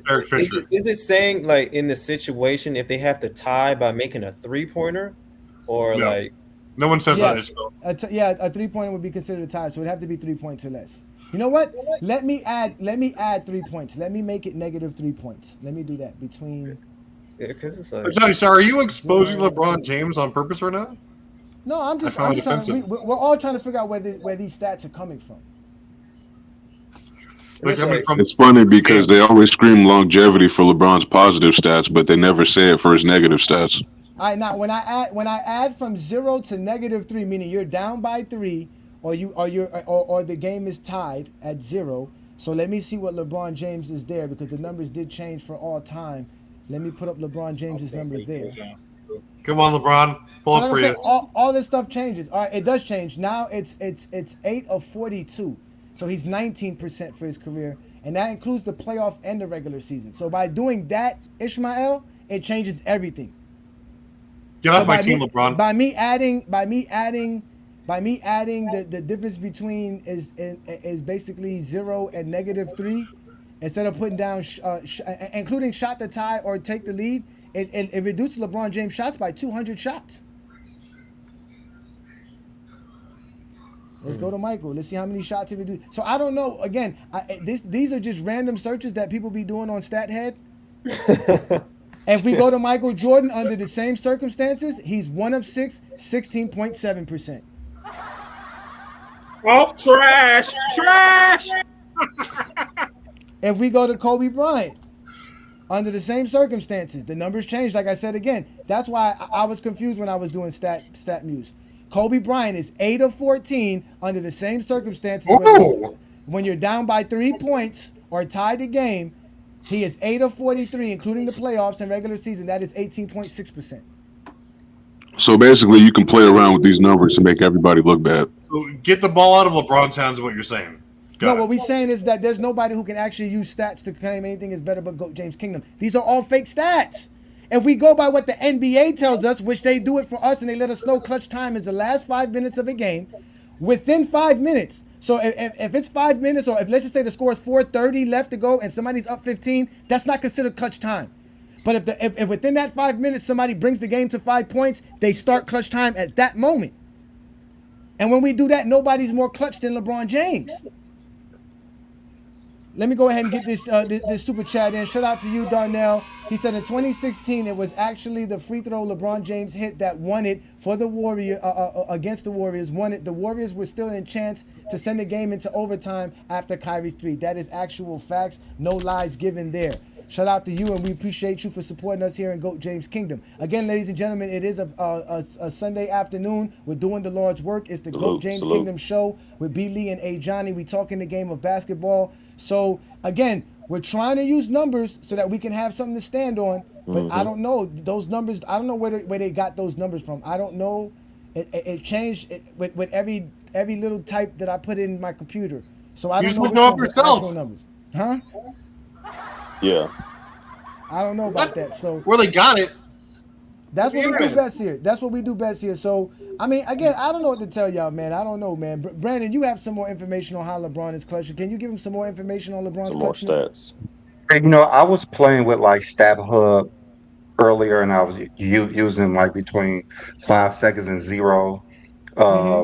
I mean, sometimes it said the score they won by 6 and things just like that. So it's kind of hard to like dial it in.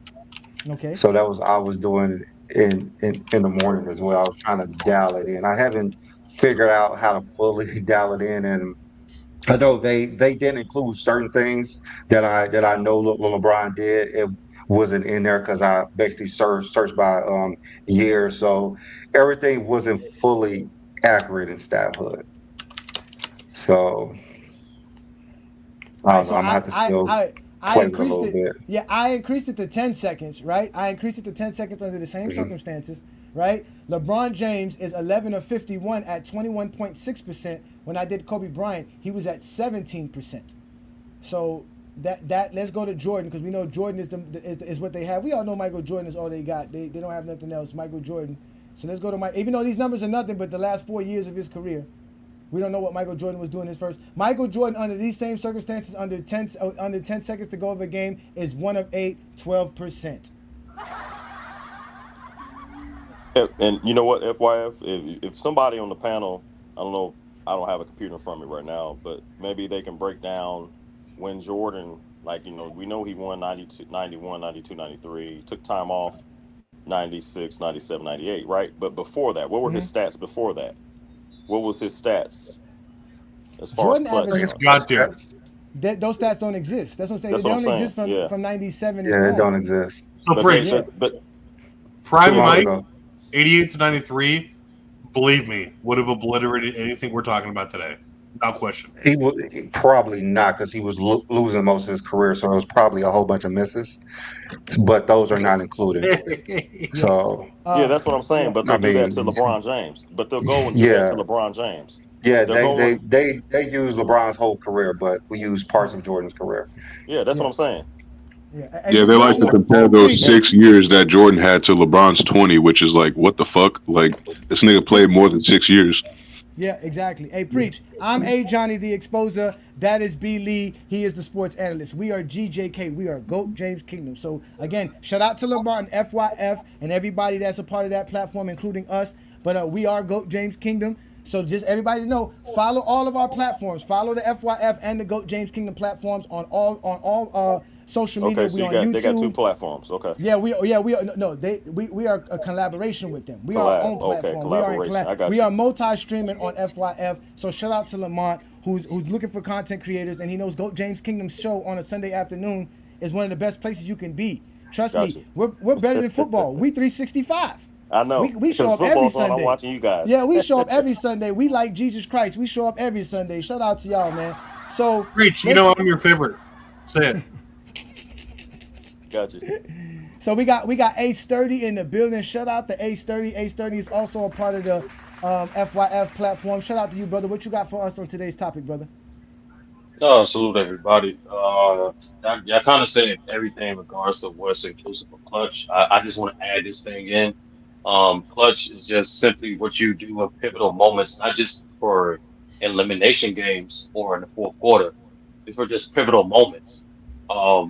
You hear a lot of testimonies for coaches and players. They always tell you every possession matters in the playoffs. So sometimes is the most clutch moment, or a clutch moment isn't just conducive to what happened in the fourth quarter. It could be a key run in the third quarter. It could be a key stop, or the way you defend someone in the second quarter. It could be something as simple as drawing an extra foul on a certain defender or a certain player, where now their minutes are in disarray and they're not in the same rhythm they're not in proper rhythm for later on that game. So to me, it like in terms of defining what is clutch, that's the closest thing you're gonna get to it. It's just a lot of variables, and there's no one stat that fits all, one scenario that fits all, because we all know in basketball there's multiple ways to influence the game. So on one hand, you got some people use the standard of just basic team records. Like for a guy like Bill Russell, he's 10-0 in winner take all games, whether it be game fives or game seven. Is just winner take all, winning meaning the loser or winner of this game goes home. Bill Russell's 10-0 for his career. Then you have some people in regards to who is the most productive in elimination games, final series, or so on and so on and so on. So it's just I think even with the tracking numbers that's coming out in the last 5 years that people are grandfathering in, it's still going to take some time to actually have a concrete or consistent definition of what is clutch.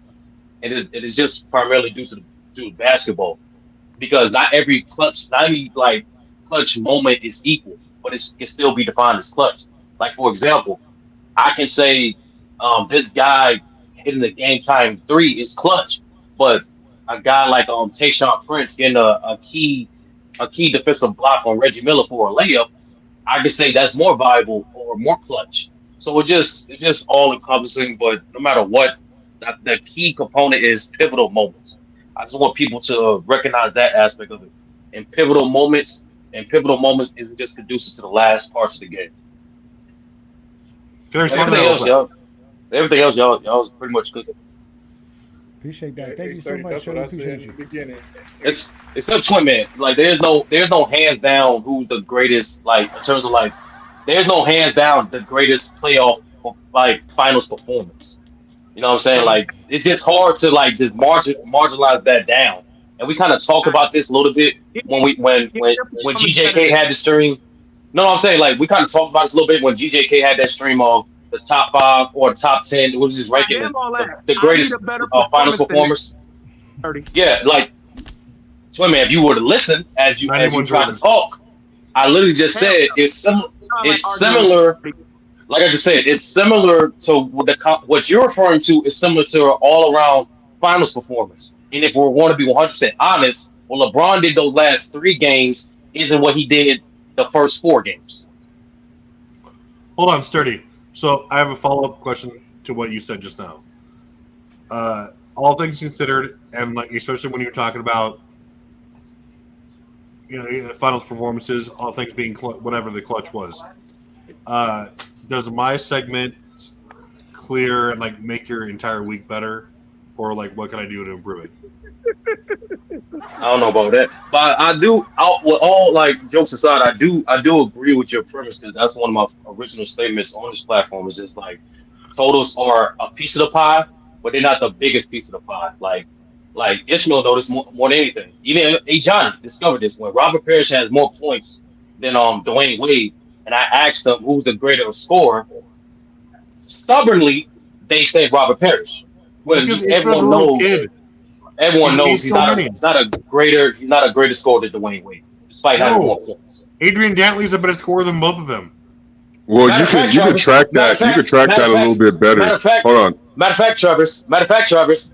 I'll put it more home. When I say John Stockton is not a top 5 point guard, I'm clearly I don't care. in knowing so in regards to him Listen, having the most all time assists and steals. We all listen. know Dwayne Wade. all No, know for Sturdy. greatness is more than just one thing, hey Johnny. We all know this. No, listen, I don't care what you tell me. Dwayne Wade played 17 NBA seasons. If you do not have more points than Robert Parrish, you are not a great scorer. I'm letting you know that right now. I don't care what Dwayne Wade did.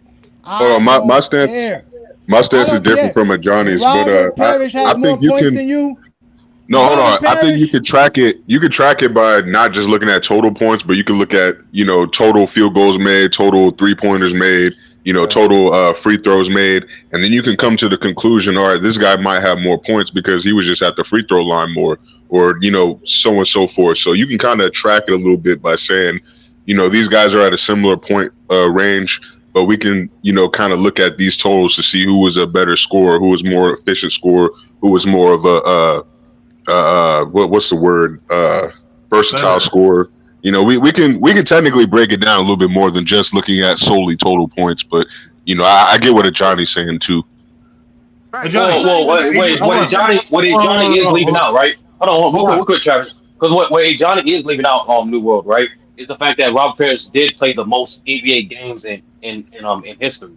So Yeah. saying Dwayne Wade played 17 seasons, that has nothing to do with the fact that Robert Parrish still played the most games ever.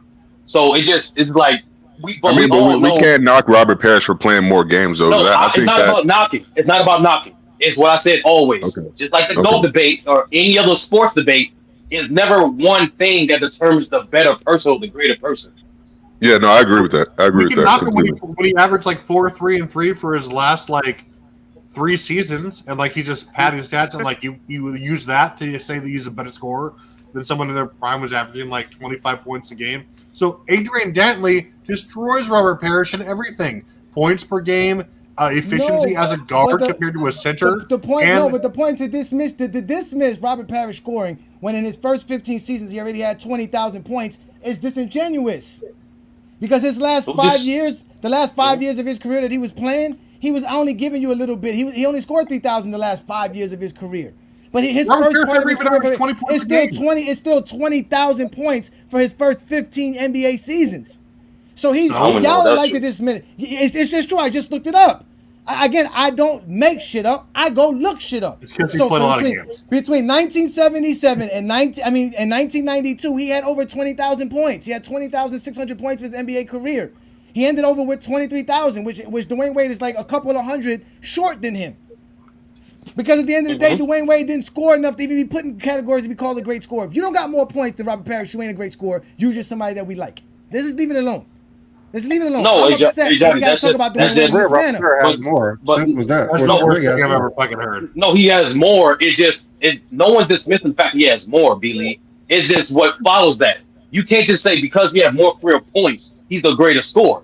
It's way more than that. Why not? Because Ishmael, we already go back. I literally already said it. Nothing in sports is determined by one thing. Nothing in sports is determined by one thing. Agreed. Nothing. Okay, good. You take my hand. That's the only argument is because nothing in sports is determined by No, because hold on, Ishmael. No, because Ishmael, when I say other facts, you dismiss it because it's quote unquote sophisticated. When I say a fact, Dwayne Wade did receive. I'm literally saying it. When I say a Ishmael, fact, don't you have like when a I bunch say of pop-up books to get to?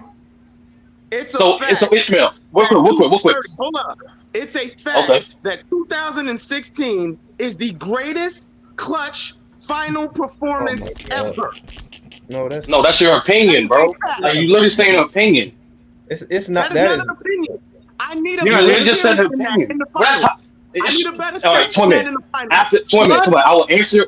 20 minutes. I will answer your question, which I did in that stream when they did the greatest finals performances. I'll answer the question again after I finish the quote. I answered that last week. As I do that, 20 minutes, please look up the definition of the word opinion, and you'll realize what you said was an opinion. But in regards to Ishmael, when I bring up the fact that Dwayne Wade received more defensive attention than Robert. So when I say a fact that Dwayne Wade received defensive attention, B-Lee, that's on film. You can see that. Every single fucking game that you see of Robert Parrish, he's not seeing nowhere near the same defensive attention as Dwayne Wade. You never see all I just said film. Wait, so you saying there was no? So no, wait. Are you saying there was no centers guarding Robert Parrish? What attention? Did I say that? I haven't put a center on. Did I say that? Okay, so what did I say, Johnny? What did I say? Wait. Are you saying he wasn't the focal point of his offense every time of his career? So that doesn't make you a better offensive player because somebody was better than him offensively? What does that have to do with Dwayne Wade? No, what did I say?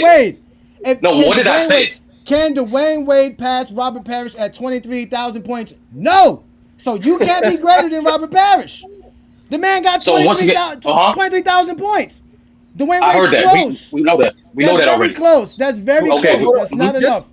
He's not more efficient than the Robert Parrish. Just because you get more defensive attention, that doesn't make you a better scorer, though. What you mean? Like, wait. You really think there wasn't? You think that somebody said, "Oh, you know what? We're not going to worry about Robert Parrish today. We're just going to let Robert Parrish sit by the dunker spot, in which we all know Robert Parrish shot 54% for his career. You're just going to let Robert Parrish score whenever he wants because you're not going to give him no attention?" Did I say that? What attention are you giving Larry Bird? Whoever's sticking Larry Bird has to stop Larry Bird. There's no attention in that. The only person who's paying attention to Larry Bird is the small forward or the power forward who's guarding Larry Bird. That's it. Dwayne Wade got more attention. Wait. Dwayne Wade got more attention than all those guys in the 80s and 1900s because they played one-on-one basketball. Dwayne Wade didn't have to deal with that. Dwayne Wade had to deal with team defenses. Larry Bird never dealt with team defenses. It was one-on-one. The only person who was worried about Larry Bird was whoever was sticking Larry Bird. That's it. Nobody else. You know who was worrying about Robert Parrish? The guy who was sticking Robert Parrish. That's a dumb argument, Sturdy. But here's the thing I don't get. But once again, hey Johnny, everything you just responded to was nothing I said. You literally said, I don't know, like I didn't ask you what did I say. You responded to everything I did not say. I never said Robert Parrish received. I never said Robert Parrish received no defensive attention. Please bring me the clip of you saying that. I will send this fucking YouTube money. But my question to you, how can you determine the difference? You cannot determine the difference. Once again, hey Johnny, because I'm about to explain it, hey Johnny. Because as a basketball fan, I don't give a fuck about these players. I have no emotional connection to any fucking player. So when I watch the game, hey Johnny, I don't have an emotional attachment to Robert Parrish. I need you to answer how you know Robert Parrish is not getting the same attention Dwayne Wade gets. Please. Because when you watch the games that are available, you can clearly see Dwayne Wade's getting more double to Robert Parrish. The defenses are paying more attention to Dwayne Wade in comparison to Robert Parrish.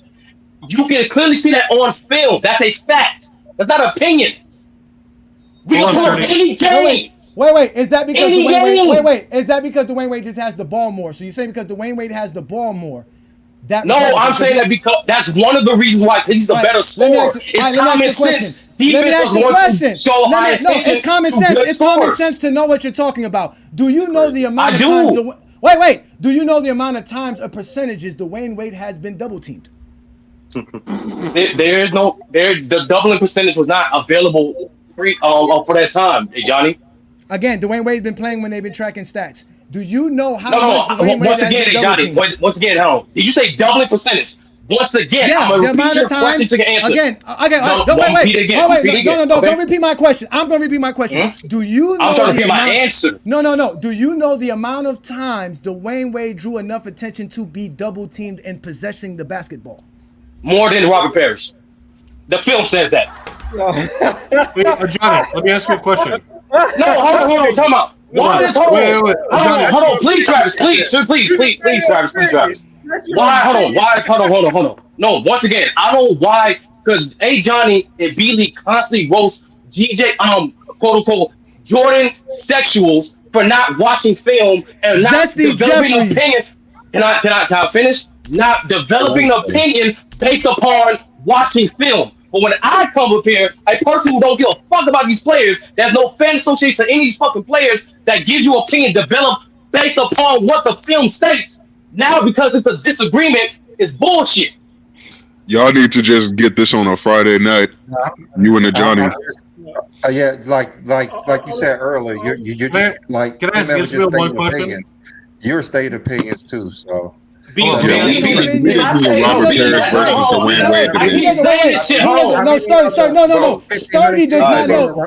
does not know how many times Robert Parrish caught the ball in the post and he was double teamed. He doesn't know this information. For him to say that he doesn't draw enough to say that you know he doesn't draw enough attention as Dwayne Wade does. You don't know this. Guess what I do know? I do know Robert Parrish has 23,000 points and it's more than Dwayne Wade's. I don't have to say nothing else. I don't have to say I'm a fan. I don't have to act like I'm not. I'm just giving you a straight up tangible factual evidence. 23,000 points that Robert Parrish scored was more than the 23,000 points Dwayne Wade scored. You don't like that because you saw. It's not about like. There's no like and dislike. There is no like and dislike. 30. Hold on. Hold on, Travis. Because why is this? Hold on. And why? No, please answer this honestly. Why is a fact to y'all? Why is a fact to y'all only associated with an integer? It's not a fact, Sturdy. Because the argument. Oh wait, no. He asked me the question. The argument is scorer. How you score? Points. Okay, points. Johnny. Answer my question. Fucking putting the ball in the hoop. Who does that the most? Who gets the most points? That's the fucking conversation. We're not talking about who is the guy that I think draws the most attention and he can score still. No, who put up the most fucking points? I don't care how you fucking scored. That's not the conversation. Matter of fact, I respect the score that scores without fucking contested shots. If you always getting contested, there's a fucking problem. You need to get open more. If you always taking shots with two people on you, you need to fucking pass the ball more. That's the fucking facts. That's real. Well, that's what my eyes see. If you're taking double team shots, then you need to fucking pass the ball.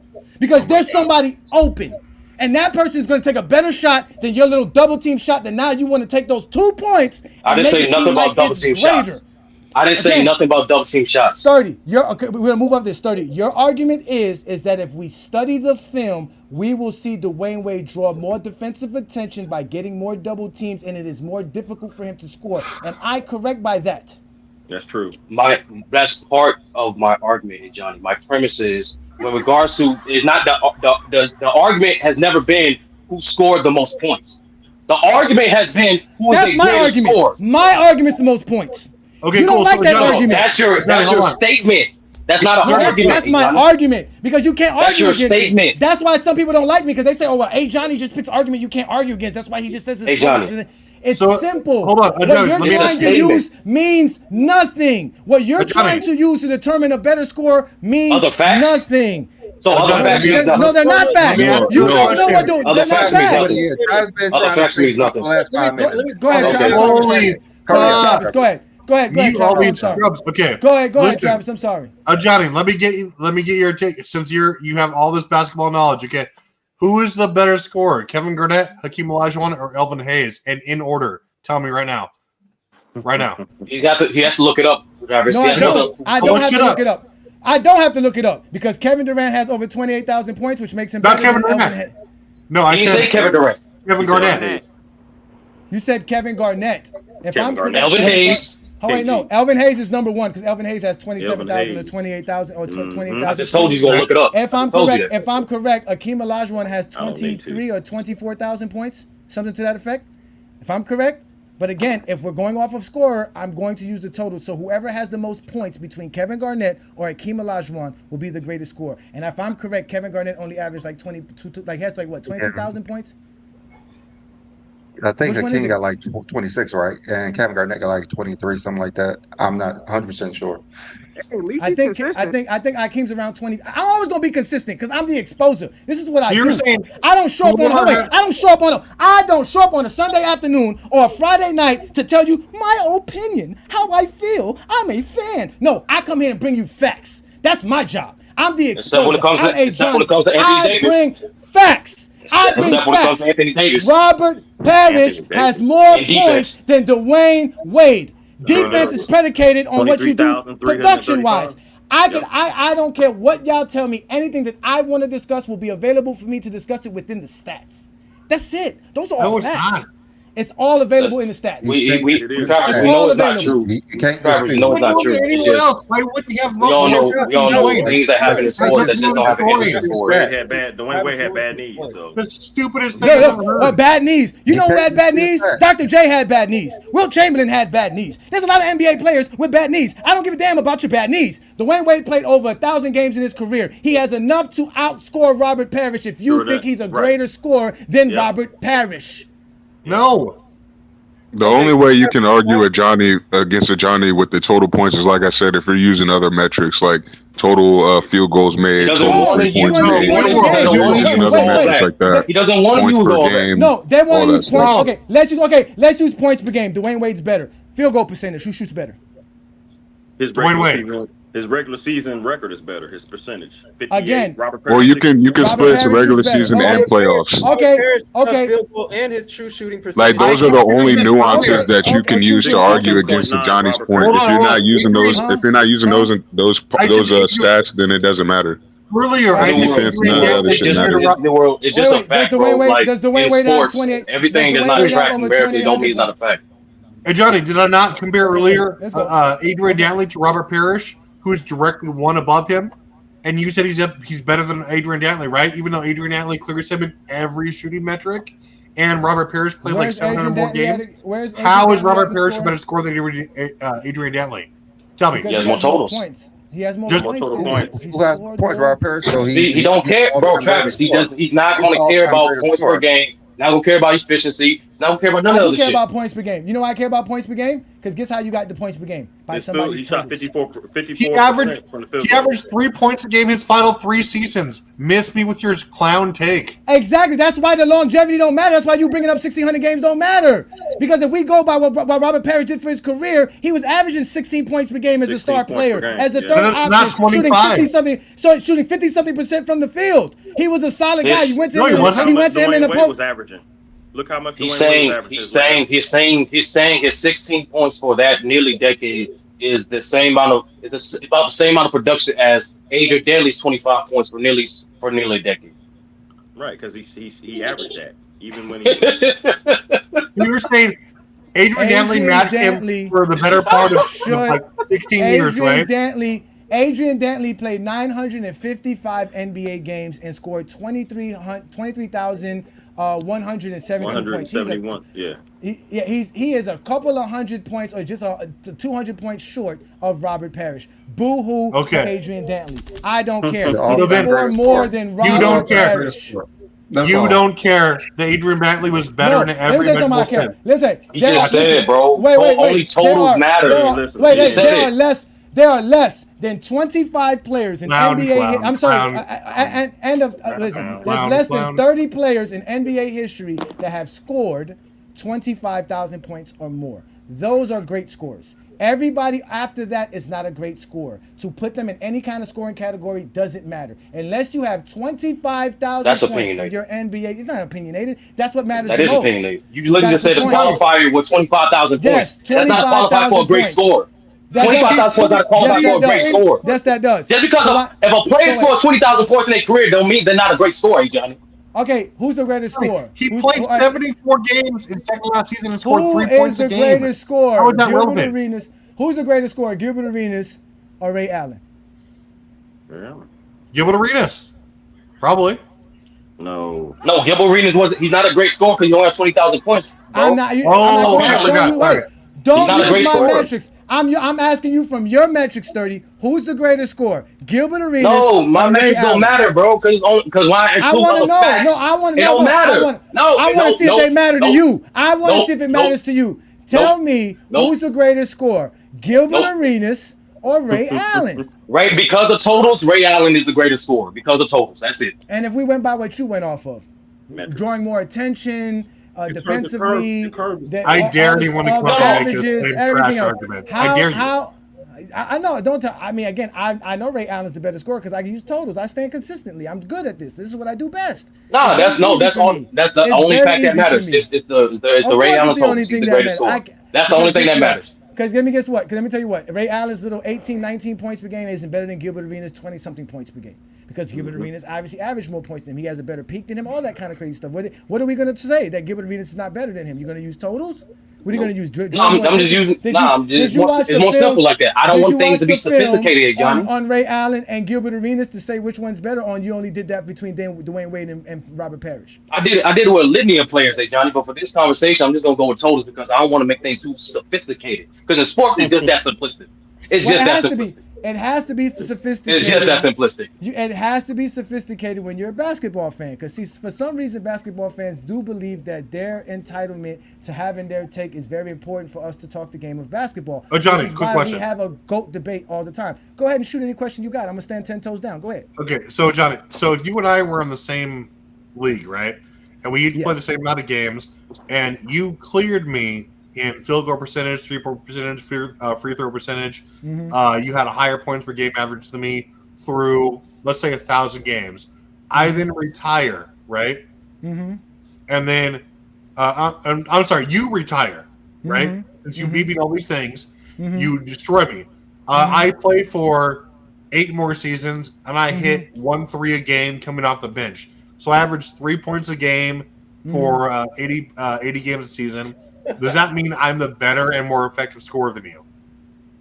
Did you end up with more points after those 8 years? Yes, I ended up with more points, obviously. Oh, that makes you the greatest scorer, my friend. I told you I was 10 toes down. Y'all forget this. He's not going, bro. He's not. There's no point in changing somebody's mind like this, bro. No, listen. Hold on, wait. No, it's not changing nobody's mind. Listen, let me give y'all an example. Let me pull up Robert Parrish's numbers right here. Holy shit. I was hoping you do that. Wait, yeah. Robert Parrish played 1,600 games. Can y'all tell me what NBA player can play 1,600 games and still average 14 points per game? He was in a wheelchair his final 3 seasons, dude. Again, let me go off these totals real quick. Go ahead. It's Kareem, LeBron. Okay. Hold on, let me see these other guys. Let me see these other guys. Okay, we're talking about totals. Games. No. I didn't say totals. I said play 1,600 games and average 14 and a half points. That is what Robert Parrish only guy. I apologize. The only guy that's on pace to get 1,600 games is LeBron. Because Kareem was 40 games short. Okay, so you're telling me that Robert Parrish's 1,600 games, 14 and a half points per game can only be equated to the greatest scorer of all time, LeBron James. Because you restricted to 1,600 games, Ajani. That's what he did. No, you restricted to 1,600 games. That was the qualifier. Because you restricted to the games, bro. You didn't say at least 1,000-point games. You didn't say at least 1,000-point games. You didn't say at least 500 games. You said specifically 1,600 games. That's what He's the only guy to ever do it. Okay, that's like me saying who's the greatest scorer, but you can only use guys who have at least five Finals MVPs. And that's why he's a greater scorer than Dwayne Wade, because Dwayne Wade can't play 1,600 games and average 14 points per game for those 1,600 games. Nobody. Once again, Johnny, stop saying other people when only one person did it. That was the Obama mic drop right there for you. Dwayne Wade cannot play 1,600 games and give us 14 points per game. That's the same mic drop he used to give gay people rights. You know how Dwayne Wade would play 1,600 games? At the end of the bench. Hold on, like Robert Parrish. What do you think Robert Parrish was doing his last 3 seasons? What the hell? Matters. Exactly. That's my point. So that's my point. If Robert Parrish was averaging 16 points after 15 seasons, and then he was still only averaging 14 points after after 5 seasons played to that, it shows you how great he was. No, it doesn't. Man was a hold on. Say that again, Johnny. Because talk about. Say that again. You try to be slick. Say that again, bro. Say what you just said again. Robert Parrish for his first 15 NBA seasons averaged 16.7. He played another 5 years. It only dropped to 14.5. In those other 5 years, he accumulated. Let me make sure I get this right. 351 games. Johnny, Johnny, that's not true. His last 5 seasons, you put it together, he's averaged about 7.7 points. He went from 11 points to 4.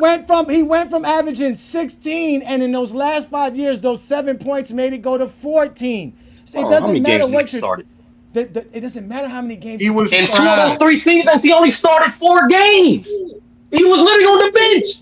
What are you talking about? This whole availability thing. He was literally sitting there on the bench. What's the argument? 11 points to 3.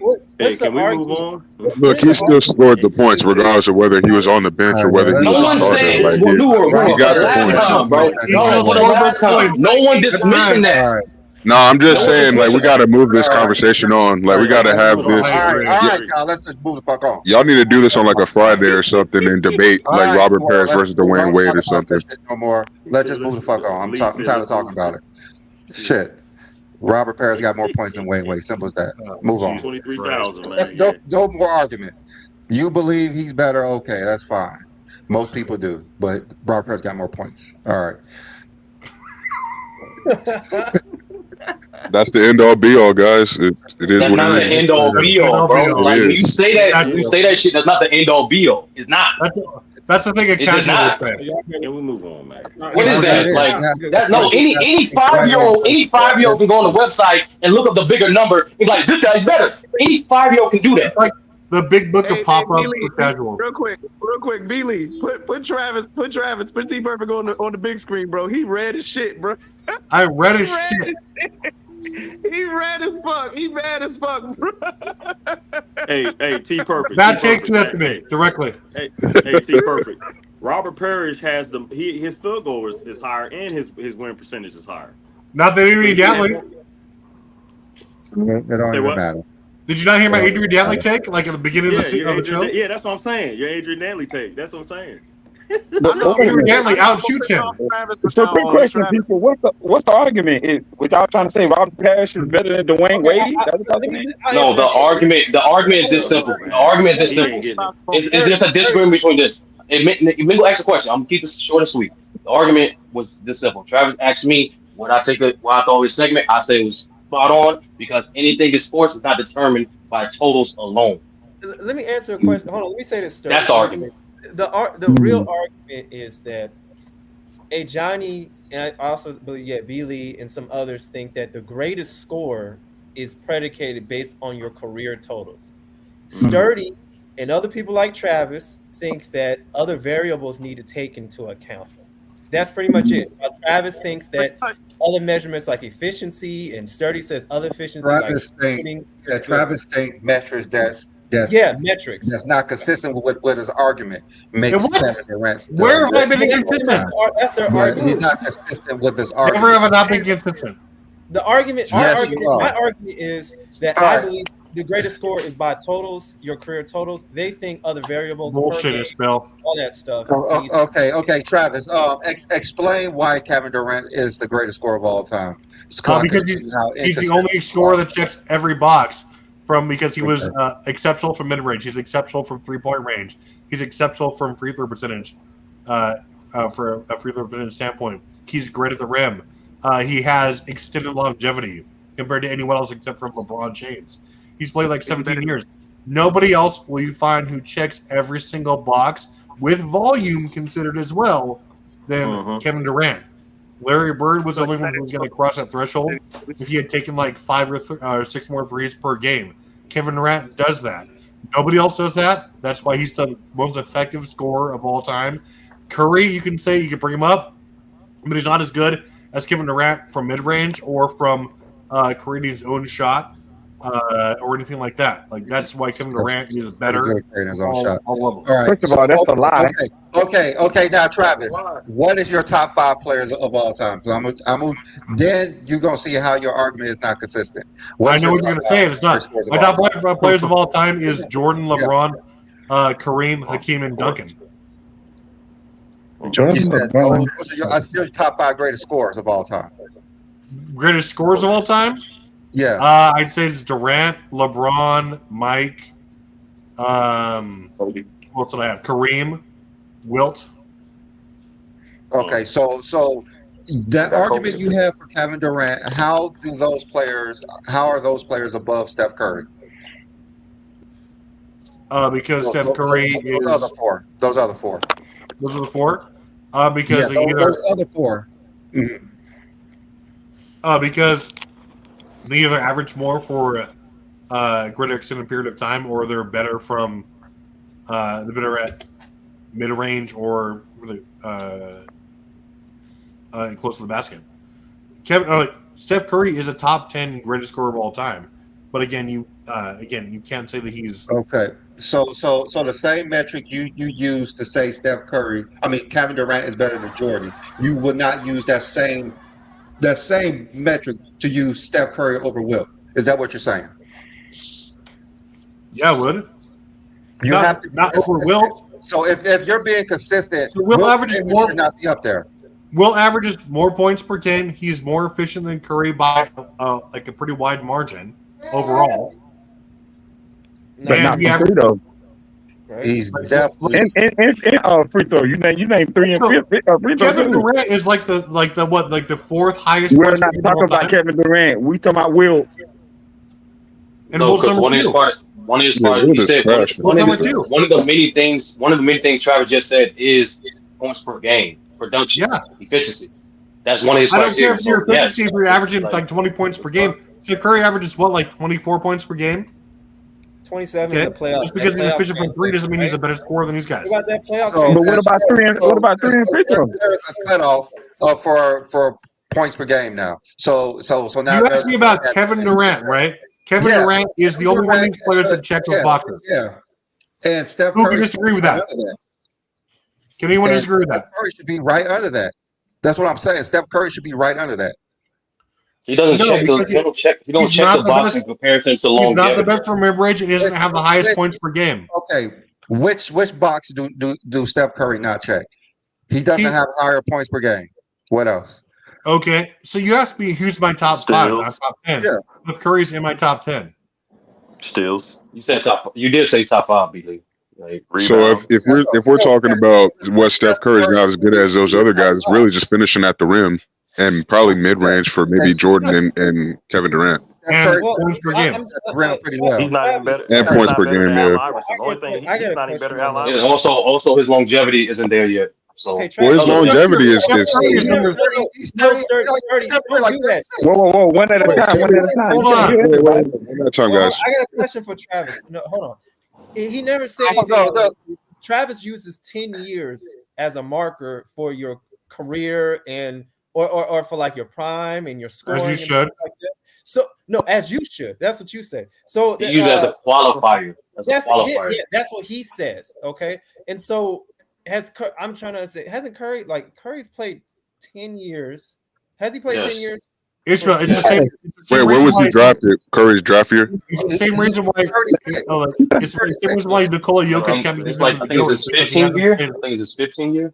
Ishmael, So he was drafted in 2011. I know. Yeah, I know why this is 15 years. but we're talking about scores. I know why you don't see Nikolai as the GOAT yet. Yeah, because he hasn't played 10 years of elite basketball. Yeah, elite basketball. You can't just play 10 years in the league, bro. So are you saying Curry has to have 10 years of elite scoring before he could be in your top 5? Yes, which he already has. No, he doesn't. He doesn't. He hasn't had that yet? He has 10 years. What 10 years Curry got? He was in 2009. Okay. 2014, It's about to be 2014 and 2025. What is wrong with y'all? Yeah, that's what I'm saying. He didn't play 2020. No, what are y'all talking about? He didn't play 2020. No, he's saying that you have to have 10 years of elite scoring. He played 5 games in year 2020, bro. Yeah, but even if you count that, it's still 10 years. I don't count that for any player. I don't count Jordan's sophomore year because he played less than 15 games. I said even if you don't count. Listen, again, this is why I gotta step in. 2014, 15, 16, 17, 18, 19, 21, 22, 23, 24. Well over 10 That's years 10 years. It's over 10 years. Yeah, between 2014 and 2024 is 11 years. We take out 2015 was elite scoring season, yo. I said 2014. No, I said 2015. That's elite scoring season, yo. Relative to his era, was it? Let me ask. Was it? I mean, that's what y'all do, right? Let's see. He won the unanimous MVP in 2015. No, he did not. He did not win a unanimous MVP in 2015. MVPs had nothing to do with scoring. Oh, was that 2016? My bad. Stephen Curry averaged 24 points in 2015, shooting 48.7% from the field and shooting from the 3-point line 44% from the free throw line. That's elite. What the fuck?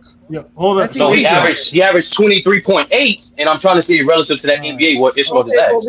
That's still elite. Okay, let me say that. We just got different standards of elite. That's all. That's all. Last 11 years, he's averaged 27 points per game. Hold on. His last 11 years, 27 points per game. Relative to that era, how is he not elite scorer?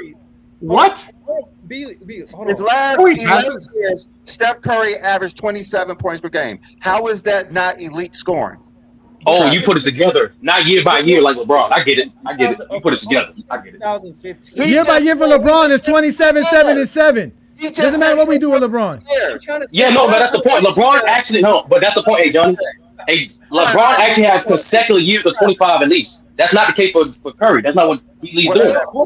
We're talking about Travis's criteria, guys. I'm saying what Travis said. Travis said Steph Curry has not been an elite scorer for 10 years. His last 11 years, he has averaged 27 points per game. No, how is that not elite scoring? That's all I'm saying. Well, you put it together. Also, in 2015. 2013-14 season until last season is 27 points per game. I want to say in 2015 he was number 6 all time in scoring. What you originally asked me, Brandon, was how was Durant 26 all time in scoring? By using the same metrics as you're using. By using the same metrics as you're using, that's why I'm saying you have to be consistent. Because when I go to Johnny, he's consistent with every damn thing he says about the totals. But you had all these Anthony Davis. Kevin Durant is why Kevin Durant is the greatest. No, I didn't. Anthony Davis has 17,000 points. You can't bring up nothing about Anthony No, no, Davis. no. Hey Johnny, your criteria, your take on Anthony Davis is nothing consistent. Nothing consistent. Okay, that's fine, but we're talking about Travis right No, now. granted, I said he checks every box. Stephen Curry is like the best 3-point shooter and free throw shooter. He doesn't have the highest points per game or over any one of my top 5. Efficiency as well, because that's what you put for Kevin Durant. He's more efficient than players in your top 10, your top 5. From all 3 levels, yes. Okay. I don't know about all 3, but I get what you're saying. You asked me why he's the GOAT, not why he's like better than so and so. Okay, and then I have my other top 4. Why is Curry in your not basically? Why is Curry not in your top 5 from the fact? I'm just saying the metrics you're using to put Kevin Durant on top of everybody. Steph Curry should be number 2 with the same metrics. That's all I'm saying. And you say it's not because his points per game is not high enough. That's what you said. Like but B-Lee, even with Travis' criteria, right? You apply that same criteria to LeBron. He's watching Steph Curry by that criteria. He would not be number 2. Same thing for Jordan. Same thing for Kobe. Like, even go by his criteria, Steph Curry would not be ranked. He would not be in the top 5 by Travis' criteria. It's about weighting here.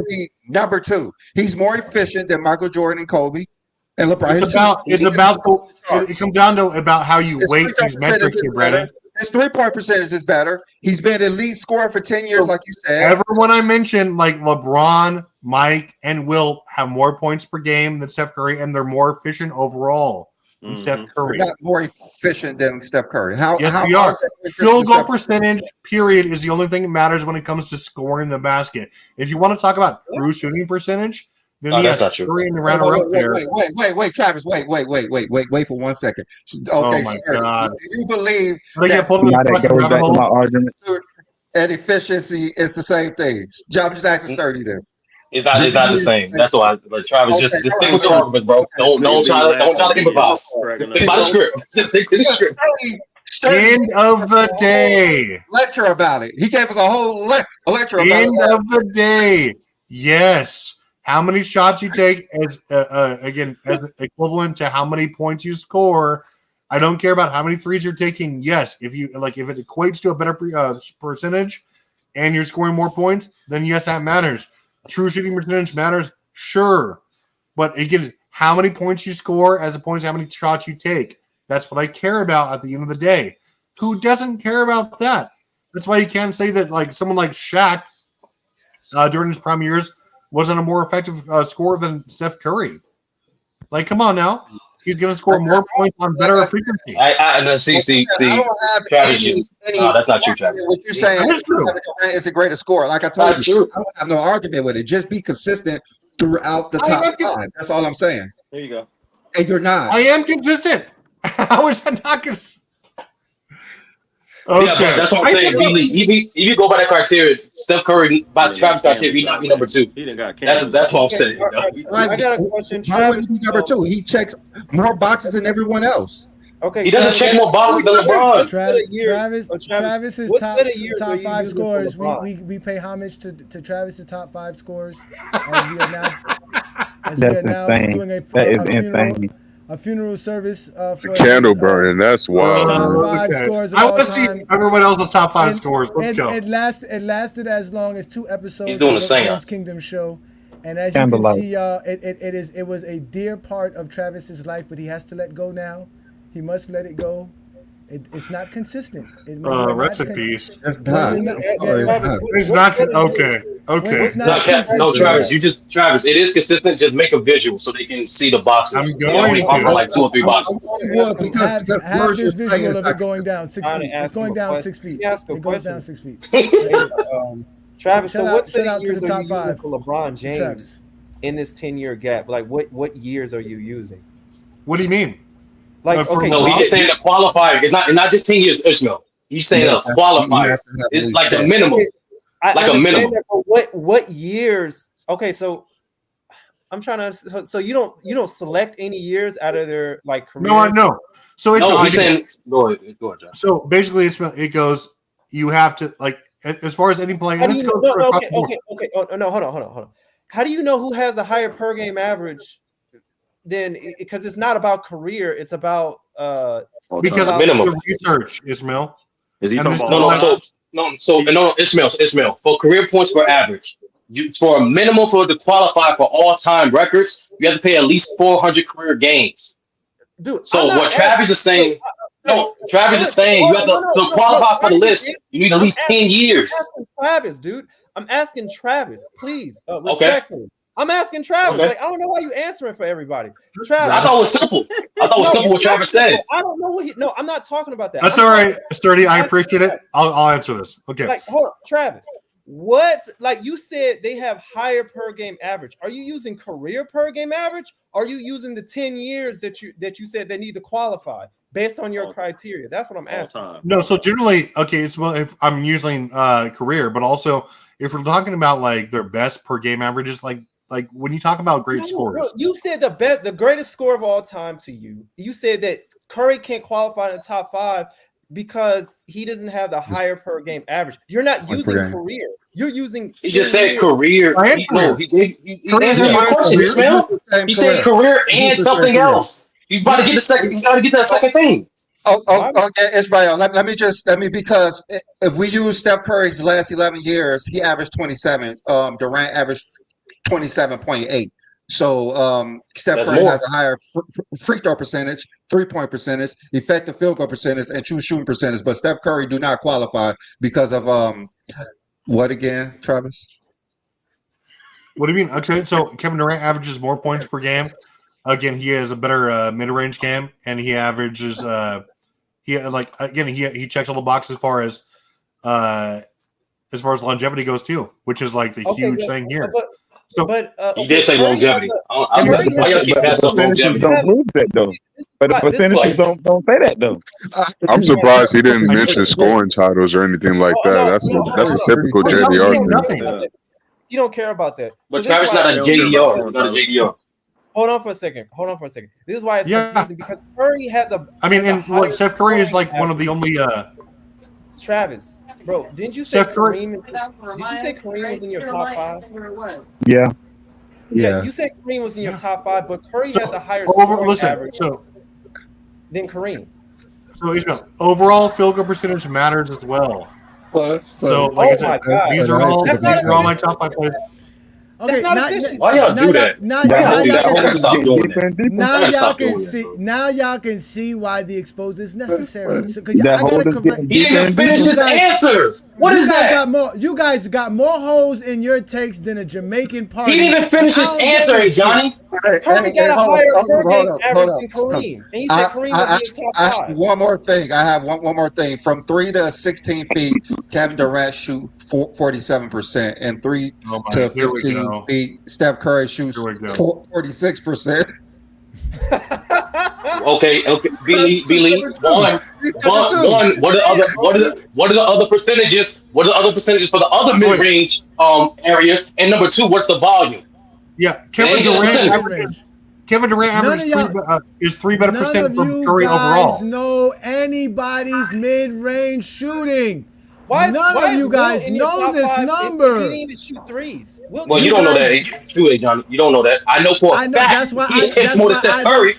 That's why I don't talk. That's why I don't talk about who's the better mid-range shooter or not, because I don't know. And it's Travis' criteria is multi-level scoring, so that's why he's breaking it down. Y'all gotta stop doing that. Stop asking a question and then stop that.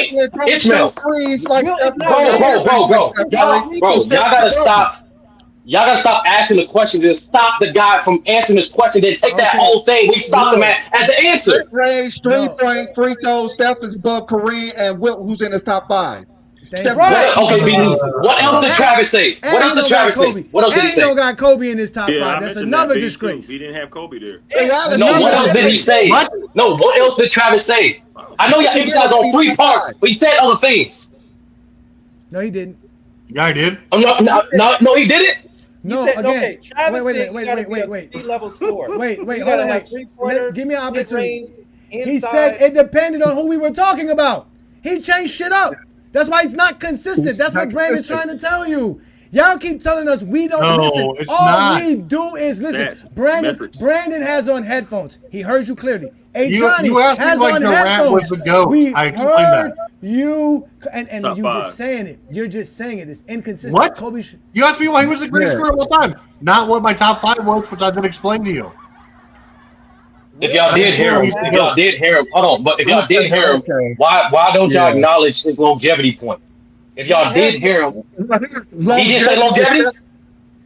So hold on. We count longevity. Who has more Parrish. longevity? Please, If who has more longevity? hey, Steph Curry or KD? if Steph we're Curry or counting KD? Who has more longevity? B-League, Steph Curry or KD? Robert Parrish. Steph Curry, KD. Actually, according to the totals, it's KD. Robert It's according to the totals, it's Parrish. KD. According to the totals, it's KD. Hey, Johnny, let's do it. Robert According to the totals, it's KD. Parrish. How many points KD has? How many points KD has? How many points KD has? Who KD? He has 29,000. John. Okay, that's more Steph Curry. So let's get to that point. B-League. Durant has 28,000. In terms of the other criteria, who has more longevity, KD or Curry? John, you haven't talked in like an hour. It's not about. Kevin Durant has played like 80 more games than Steph Curry. I guess. Oh, so that matters? 80 more games. That matters now? And more seasons. Yeah, exactly. That matters? Wait, are you exposing Johnny in the ass right now? What does more seasons matter? There's only 80 more games. Wait, so more games like matters? 80 games. He played more seasons. Hold on. In games. Hold on. We're not saying Steph Curry is the second greatest scorer of all time. That's you, Travis. We're not saying this. Sturdy asked us who has more longevity, and it's going to be Kevin Durant over Steph Curry. He has 80 more games played. Yeah. Okay. The point is that the rest of How would he be second though if he doesn't have more longevity than LeBron? The other guys on the spot, the other 4 guys, they also have more longevity. They do. All 4 of those guys have more longevity than Steph Curry. They all have a better points per game average than Steph Curry. No, they don't. Field goal. And field goal percentage. They all have a higher effective field goal That's percentage. not what we're saying. Kobe We're using Bryant Travis got more longevity. for why. But you got to use the whole criteria, though. You guys are like focusing on one part of There's this no whole criteria. criteria. Again, he hasn't a whole criteria. He doesn't have it because when we apply it to players outside of Kevin Durant, it doesn't work. He has to use other things. It does work. Y'all only harping on 2 categories. You have Y'all only harping on 2 Okay, categories. wait. Okay, so everybody shut up. Listen. After the category of being more efficient and 3-level score, you guys brought up longevity. So how the fuck don't you have Kobe Bryant, LeBron James ahead of all those other guys? That should be because Kobe is LeBron more. number 2. Listen, and Kobe should be number 3. Travis, explain it. Travis, Kobe's number 3 longevity. Hey, Johnny, he's number 3 longevity. And 3-level score. And yes, 3-level score efficiency. He's not 3rd all time in scoring. Hey, Johnny, I'm sorry to tell you. Listen. He is 3rd. Hey, Travis, go, Travis. Not 3rd. Go, Travis. He's 4th. Yeah. Go, Travis. So Kobe Bryant isn't as efficient as guys as that I mentioned. You did He's say not. that. Yeah. There you go. Okay. So that matters. His points per game didn't equal out to theirs. Okay. So that's 2 of the criteria that I mentioned right there. So if you're not points per game did equal out to who? Did he equal out to who? Who did I? Kevin Durant, Wilt, Kareem. It's probably either Kareem checks 4 boxes as well. So you have to take Kareem out if you're only going by points per game, right? I'm not only. Billy, stop doing that, though. He's not only going by one thing. Who's more efficient? Who is more points per game are like Who is more efficient, Kobe Bryant or Kareem Abdul-Jabbar? So Kareem and Kobe Bryant's points are separated what like 0.4 points per game. Kobe averaged 25, sir. Kareem he averaged 24.99. We ain't doing this again. Kareem Abdul-Jabbar's efficiency is wildly better than Kobe Bryant's. Kareem's more efficient. Come on. Wait. What about free throws? Best years. Who's more efficient on the free throw shooting? I don't care because how? Wait, Kevin Durant's free throws mattered. Travis, you're slipping up. All these things Kevin Durant matters. Listen, that's what we're saying. Listen. 3-point batter.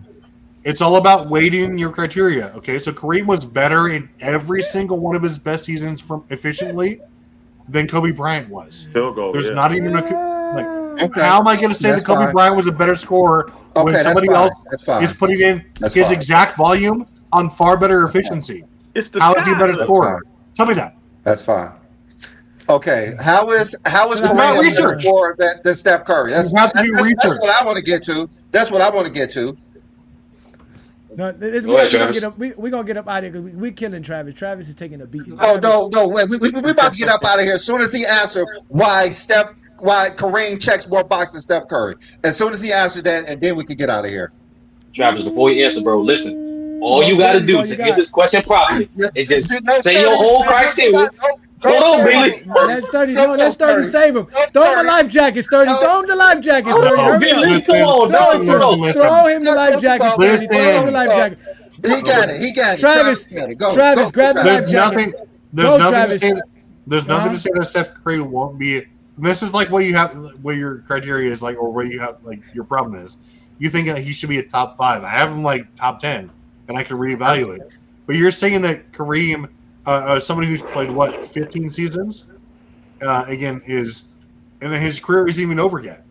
Again, he's better than someone who like will absolutely end up higher higher top 10 or a higher points per game and efficiency. I agree with overall. that.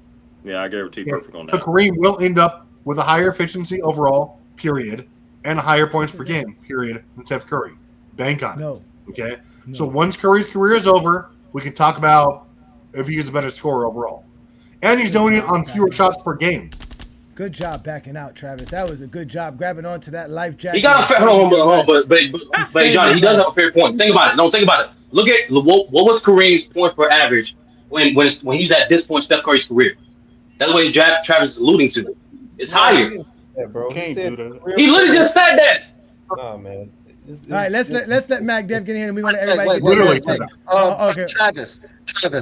Steph Curry averaged more points on fewer shot attempts than Kareem Abdul-Jabbar. Boys, man, let me do this.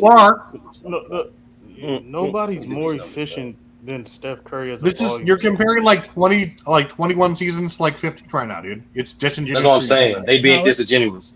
No, hold on, we not disingenuous. I mean, what? You can't, but if you go for longevity, so if you go for longevity, because he has 20 seasons, but all of a sudden when if he averages more, then the longevity don't count. You can't have it both ways. What are you talking about? Longevity counts, and I said that. 15 seasons. That's a lot of seasons. Why are you measuring Kevin Durant's efficiency to LeBron when LeBron? No, it's crazy. They actually average the same, Johnny. I mean, B-Lee. What are you talking about, Ismail? 15. Bro, you put Kareem's first 15. He averaged the same. It's all over. Okay, listen. We use his whole career. You got a player. You got LeBron James who played 500 more games than Kevin Durant, and then you use that same argument for you don't care about that fact over with LeBron James and Kevin Durant. But when it came to argument with Stephen Curry and Kareem, you said that Kareem played these many more games than Stephen Curry. No, so here's the thing is because Kevin Durant will retire with, again, bar none, a higher mid-range percentage, a higher free throw percentage, and a higher three-point percentage than LeBron James, guaranteed. Right. Guaranteed. Yes. He's a better shooter and a better scorer than LeBron James all around. I may have 10,000 more points. Who knows? I don't know. Damn, I tried to help out Travis. He smokes LeBron James. I agree with his top 5 scorers. Like it's just his criteria is not matching up to what his top 5 is. They exposing him on. We don't have a problem with it. He just has to be if you're saying Kevin Durant's the greatest because of this, you have to be consistent with everybody. That's all I'm saying. It's not. That's not what. You didn't hear what I said. You basically got to be a Johnny, but only I can be a Johnny. Go ahead, Matt. Go ahead and let's have. I just want to know because I know you're about to get out of here. I just want to know what, based on the topic of the show, each one of y'all, who is the top 5 most clutch players all time in order? Like, what did y'all have as top 5? Or did y'all even get that far? We just can't have top 5. We just explained why LeBron's a GOAT. Well, all right. Well, let's do this, Max. Since you just joined the show, I don't know if you got a chance to watch the graph. These are the most clutch time points made in NBA history. As far as clutch shots, I'm sorry. So I know you can't see Kevin Garnett and Chris Paul, but they shoot like 44% from these moments. It depends on how you value it. Do you value somebody scoring, their efficiency? Because again, LeBron James and Kobe Bryant have the most clutch points in NBA history. So. But I do know players like Dirk Nowitzki's up there. Tim Duncan, some other guys and stuff like that. I don't know who's the top 5. Because the NBA doesn't list all this stuff in all-time stats. You physically have to take each year by year and figure it out. So it's not easy that way. It's just not that Oh, easy. so y'all trying to find the criteria, so y'all just okay then. Well, no, I mean we Elimination we only use what the NBA They only criteria have is. one That's all we criteria. use. So, We don't Max, use the let me NBA give- criteria. Yeah, let me give you this. We just asked it in the chat. We have over 100 votes, right? So if you're in the GOAT James Kingdom chat here for the show, we asked, what is more clutch? Game-winning buzzer beaters, Game 7 performance in elimination games, or your efficiency when taking a last-second shot? And 35% of our voters said that performance in elimination games is the most clutch. Second is Game 7. Then we had game-winning shots. So what would you consider as clutch there, Mac? Game 7s and game-winning shots. Elimination games, you could be, you getting swept in Yeah, an elimination with game. You're not gonna play elimination game, you could be down 0-3. So we understand that. So yeah, Game 7s and game-winning shots. Those are the most. I would say most clutch. Those two. Okay, well, if Wait, we just a want quick to question for the panel. Just a quick question for the panel. Do your team has to win for you to be clutch? That's a good question. I mean, you should. I would say, yeah. Here we go. should. Hey, Mac, I I know. don't think bro, so y'all because sweet. Jerry Y'all West was sweet. known as Mr. Clutch, and he's 1-8 in the finals, but that didn't stop people from calling him Mr. Clutch. Mac, you're not in the view of the panel, but you're still on the panel. These are the Game 7 most points per game scored in NBA history by a minimum of 3 games for their careers. Do you see that, Mac? Look at Jerry West, bro. That's 9 Game 7s, but he's still averaging 30 points per game. You can't say that's not clutch. I don't know. Is that Mac? Are you there? Yeah, I'm not mad at the top 4. Yeah, of course, because Stephen Curry's there. Steph Curry just got that. Up there. You think Before that 50-point game, he wouldn't be top 10. Matter of Before fact, that 50-point game, he wouldn't be top 10. Exactly. Before that 50-point game, he wasn't top 10. Don't You hate guys on asked for Drake. this, man. I'm Don't gonna hate on Drake. But only he and Jason Tatum are the only players to actually score 50 points in an actual Game 7. Look at Bob You guys Pettit. asked for Look this. at Bob It's Pettit. fine. Don't It's hate fine. on Drake. Bob Pettit is clutch, man. People disrespect Bob Pettit, but he was the Bob man. Pettit, man. Beat Bill Russell. Two guys. My top five would be Jordan, Kobe, Bill Russell, Larry Bird, LeBron James as my top 5 clutch. Durant's a better scorer than all those guys. But he's not. But I'm not going to say he's more clutch than Bill Russell. Like, Yeah, And you say, and that's based off, like you said, that's based off Game 7 and last second shots, right? Yeah, game. What do you 7, mean more I clutch? think- Like rebounding? Who gives a shit? No, Game 7 Game 7 damn, performances. Travis. You can't be more. You can't be more clutch than 30 points and 40 rebounds in a Game 7. I'm 10-0 in One Game time? 7s. What did he I'm average in 10-0. Game 7s? I'm 10-0 in Game 7s. If Yeah, I'm because he had the correct- best team ever. Oh wait, if I'm correct, Bill Russell averaged like 20 and 30 in Game 7s. Yeah, that If is I'm- true. I don't know if if he averaged that. That's fucking I don't know wild. if he averaged that. No, No, if he had that no. game, I don't know if he averaged. No, I I don't know know if he that. averaged. No, credit I that think Russell if I'm because correct, he I think in the 10 or 11 Game 7s, he does Bro, average you could at least look it 20. up. No, let me points. ask. I'm just looking I mean, up. we can look it up. But I know he got at least 25. I know he got at least 25 But rebounds. we're gonna move down the line. So we're gonna let Mingo Jester in right quick. Mac Def, you got any last words? That's your last words, your last take? It's been a long off season for y'all to be discussing Robert Parrish in conversations. That's all I got. Hey, that's Chief, man. That's Chief. That's nasty work. That's Wait, I nasty. just realized that Steph Curry didn't make your top 5. It's cool. We need a Friday night exposure on that Robert Parrish versus D Wade. got carried like Don't four worry. That's not a conversation. I World, got that's not a something for y'all. conversation. The next Friday night exposure, episode 62, next Friday will be about mid-range shooting because I'm tired of people bringing up Let's mid-range go. shooting and don't know nothing about no players There we mid-range go. shooting. You So already we're did about that, to- Johnny. No. We did Michael Jordan and LeBron, but we're gonna broaden it because it's not just about Michael Jordan, LeBron, and Kobe Bryant and Kevin Durant and Stephen Curry. We You have don't to want find Kevin out. Durant smoke. Now, I already told you, I did my research. It is 39.9% in the NBA history for mid-range, and that's only from He probably 1997 gonna talk about on. Kawhi Leonard. So if we go DeMar DeRozan. before that, if we go before 1997, you know it's going to be lower than 39.9%. But that's yeah. what it is by the actual numbers. But we're going to see how much players actually shot above that, because that means if you shot 40%, you were considered good. Kevin Durant got 43, dude. Yeah, because that's my understanding. My understanding, if you're at 39.8, you're below average, so you're bad. So if you're average, you're at 39.9, and if you're at 40, you're good. And if you're at 38.8 below, so no, LeBron is 8. LeBron is 38.8 for his career in mid range, and I think it's a little bit lower now because of last year. No. LeBron always been inconsistent mid range. LeBron garbage. Yeah, no, he had a couple of good years, but he's had some bad years. But his overall career, I would think the it's last Ray time. Allen. Well, I still don't know who's the most. And Talking about volume though, too, bro. And volume. I won't know next Sunday because I can't do the whole NBA. Like again, the NBA. Do the whole NBA. Yeah, the NBA doesn't do it by all time career. I got to do it season by season. I got to do it player by player. So I'm doing my research now, like I always do. Because like I said, I don't make shit up. I look shit up. Let's let Mingo Jester in. Go ahead, Mingo Jester. What's your last word on the whole conversation? You've been very patient. Appreciate you, brother. Thank you. Man, I'm just listening to y'all. So many people saying so many different things. You don't even know what to believe and what to listen to and who criteria to listen to. Everybody saying different stuff. You got somebody saying this, then Travis come back in, and somebody ask Travis a question, then somebody answers Travis, then Travis says something else, then somebody else say something. Like you don't know. Like, what am I listening to?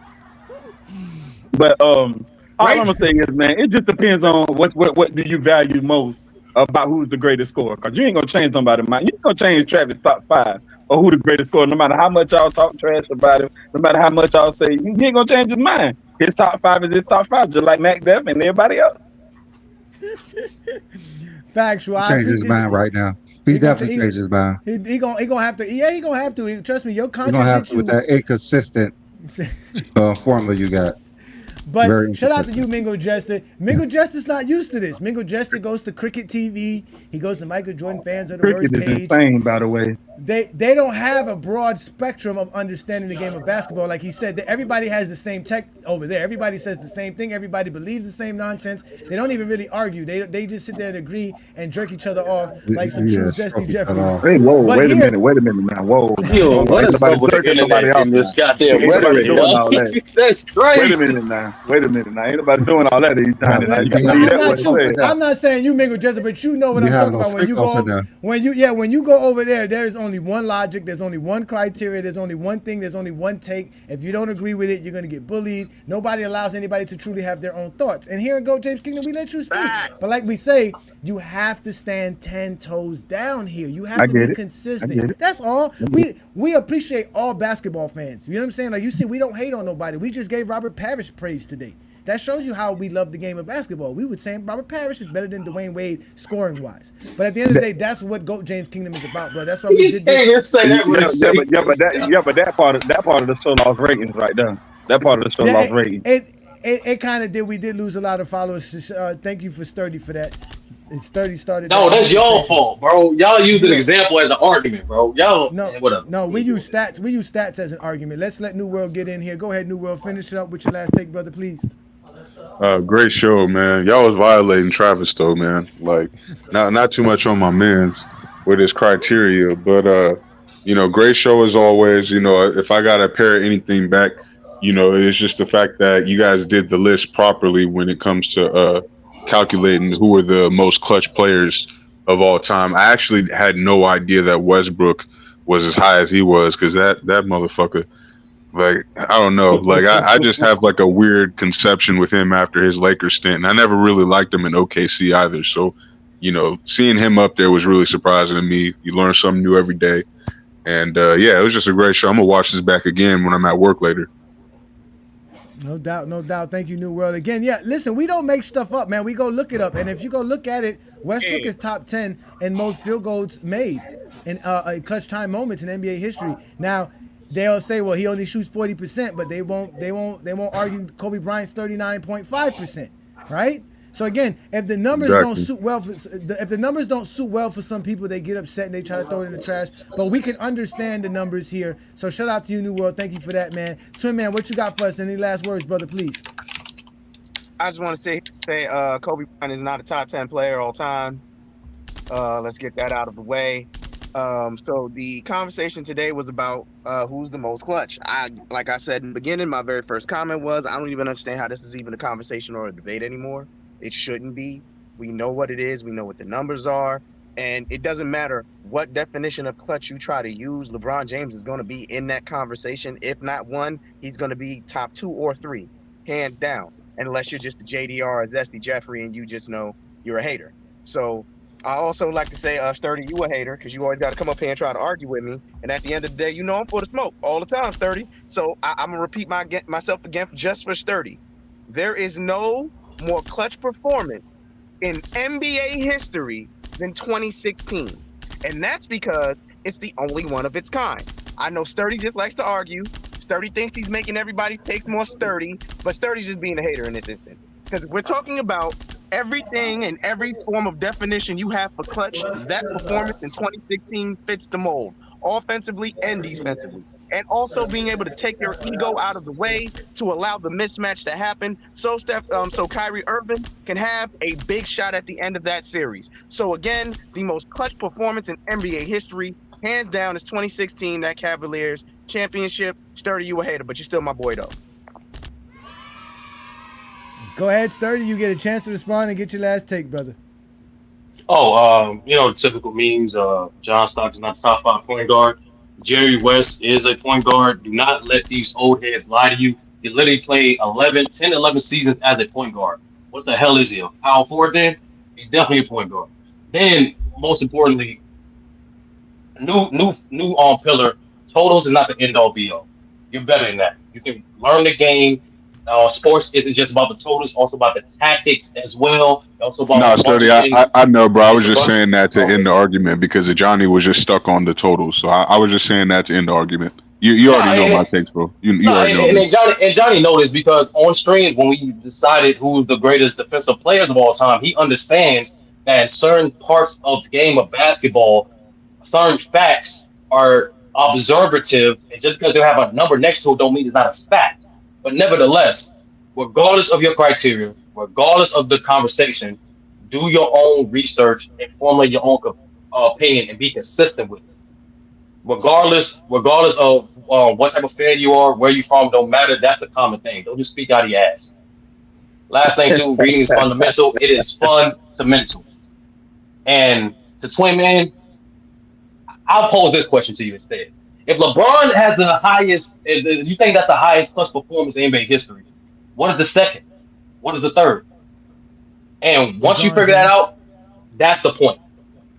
Because clutch, while we just acknowledge clutch isn't just one aspect, and clutch isn't just what you do in the last part of the games either. Sturdy, I'll answer that. I mean, Twin Man, I'll answer that for you. The top 5 most clutch players in NBA history are LeBron James, LeBron James, LeBron James, LeBron.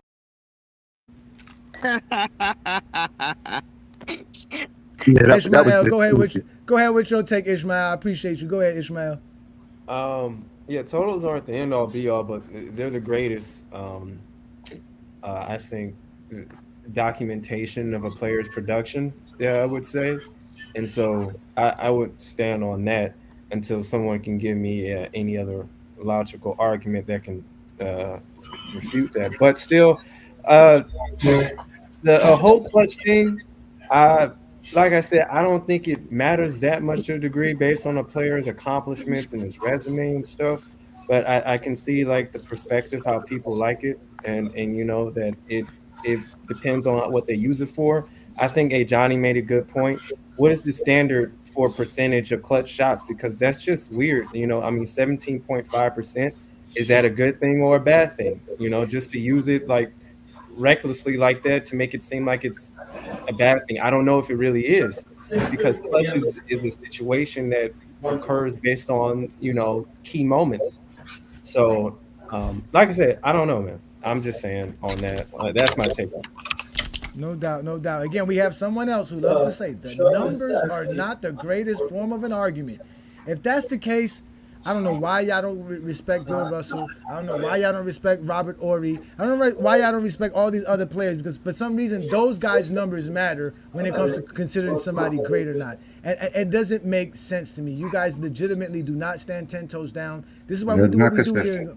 You're never consistent. So Travis, let's get your last take in. Get your last take in, Travis, so we can get up out of here, please, brother. Just like as my takes are always consistent, so is my criteria. I'd love to hear everyone else's top 5 scoring guys, Trash. aside from saying totals, because that is a clown kindergarten pop-up book mental retardation eating paid chips argument. Okay, like that doesn't tell me anything about you as a scorer, except for how long you played. Like, you were scoring 3 points off the bench for your last 3 or 4 years. I don't care. How good were you when you were at your peak, when you were dominating, when you were winning, or when you were leading the league in offensive blocks plus minus, when you were winning MVPs and scoring titles? I want to see that thing.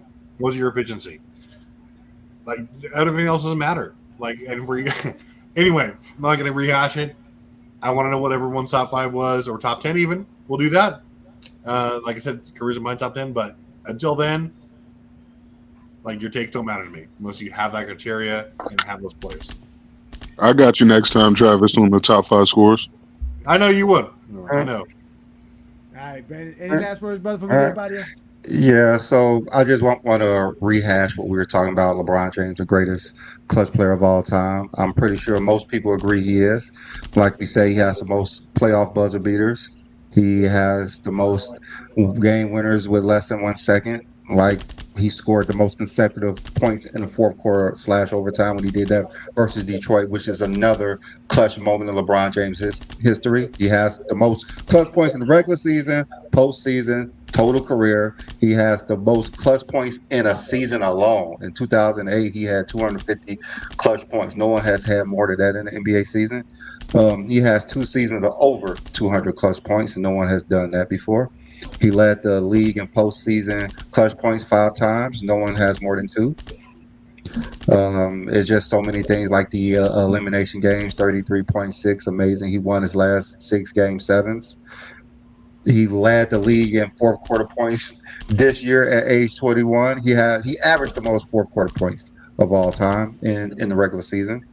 And what he's done in the fourth quarter, clutch time, elimination games, makes him the greatest clutch player we have ever seen in basketball history. That's that. Indeed. Listen, man. Listen, y'all. Listen, first off, I want to say for everybody here, thank you guys for joining us. Thank you, Mingle Jester. Thank you, New World. Obviously, thank you, Sturdy and Twin Man and all our GOAT James Kingdom members. Ishmael, T Perfect. Shout out to you as well. Shout out to everybody who showed up on the panel, Preach. All of you guys. Thank you again, Gilbert Arenas, for sharing our live on your platform as well, because we did reach about 1,100 folks watching the show today, which was great. Shout out to Lamont and everybody on the FYF Sports Debate platform for allowing us to show up on that platform as well. Ladies and gentlemen, we are the GOAT James Kingdom Show. I'm Ajani the Exposer. My partner is B. Lee, the sports analyst. We go live every Sunday noon to talk about the GOAT conversation. All we do is talk basketball, and we talk the game like none other. We actually use the stats, accolades, and achievements to help us understand why somebody is great. All this other nonsense that people like to say and all the different terminologies that people use as clutch. Clutch is an informal word. There is no informal definition. I mean, there's no formal definition for the word clutch when we're talking about it the way we're talking about it in the game of basketball. But the way it is described, clutch, again, is denoting or occurring in a critical situation in which the outcome of a game or competition is at stake. Or for a player or action achieving or categorized by success at a critical moment in a game or competition. So at the end of the day, LeBron James is one of the most clutch players of all time. If not, he is the most clutch player in NBA history, because if we go off of what the NBA has as clutch stats, then you are not going to argue with LeBron James hitting the most clutch field goals made in NBA history. He has the most points in clutch time stats. He also has the most playoff clutch time points in NBA history. And as you can see here from the top 10 guys who made the most field goals within the NBA clutch time moments, LeBron James also has the best field goal percentage. This doesn't count LeBron James making the passes. This doesn't count LeBron James blocking somebody's shot. This doesn't count LeBron James making a steal or doing all the other stuff that accounts for what you do in the clutch. This is just him scoring. As we always tell you guys here in GOAT James Kingdom, we use stats, accolades, and achievements to show why somebody's the greatest scorer of all time, or why somebody's the greatest of anything of all time. So as far as being the most clutch of all time, it's obvious, it's without a doubt, it is LeBron James. He is the greatest player to ever play the game. Ladies and gentlemen, we are going to get up out of here. You guys make sure to check us out every Sunday. We go live noon Eastern time, right here on the GOAT James Kingdom platform. We're also going to be going live on FYF every Sunday as well. So you guys make sure to subscribe to the channel, hit that like button, hit the ring notification, let people know that you are part of the GOAT James Kingdom membership if you are a GOAT James Kingdom member. If you are a GOAT James Kingdom member, hit us up. It's GoatJamesKingdomShow@gmail.com or GoatJamesKingdom@gmail.com. Become a member of the channel where we take care of all of our members. We got special perks depending on what you are as a member. We have different tiers for our members. Shout out to everybody who is a member and a subscriber to the channel. But like we told you here in GOAT James Kingdom, we don't play.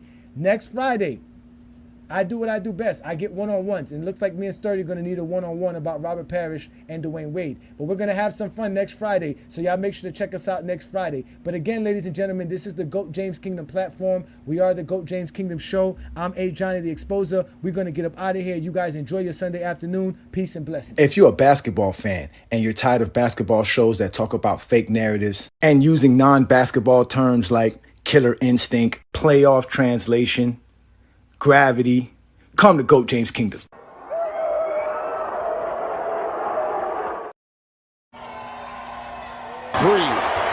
Love, LeBron, and got it! Bakes it in! Jaw-dropping fadeaway out of bounds, using glass, and he ties it at 120. An unbelievable shot. Gets it to LeBron for 3 for the win. Yes! LeBron James at the buzzer as the Cavaliers have pulled it out to tie the series. Going to work, fires leaning. DeMartin! Away goal! Walk off! Playoff winner! 3 seconds to go. Throws up the floater. God bless! James, catch, fire, ball game! He did it! LeBron James wins it for Cleveland! Going away from the defender.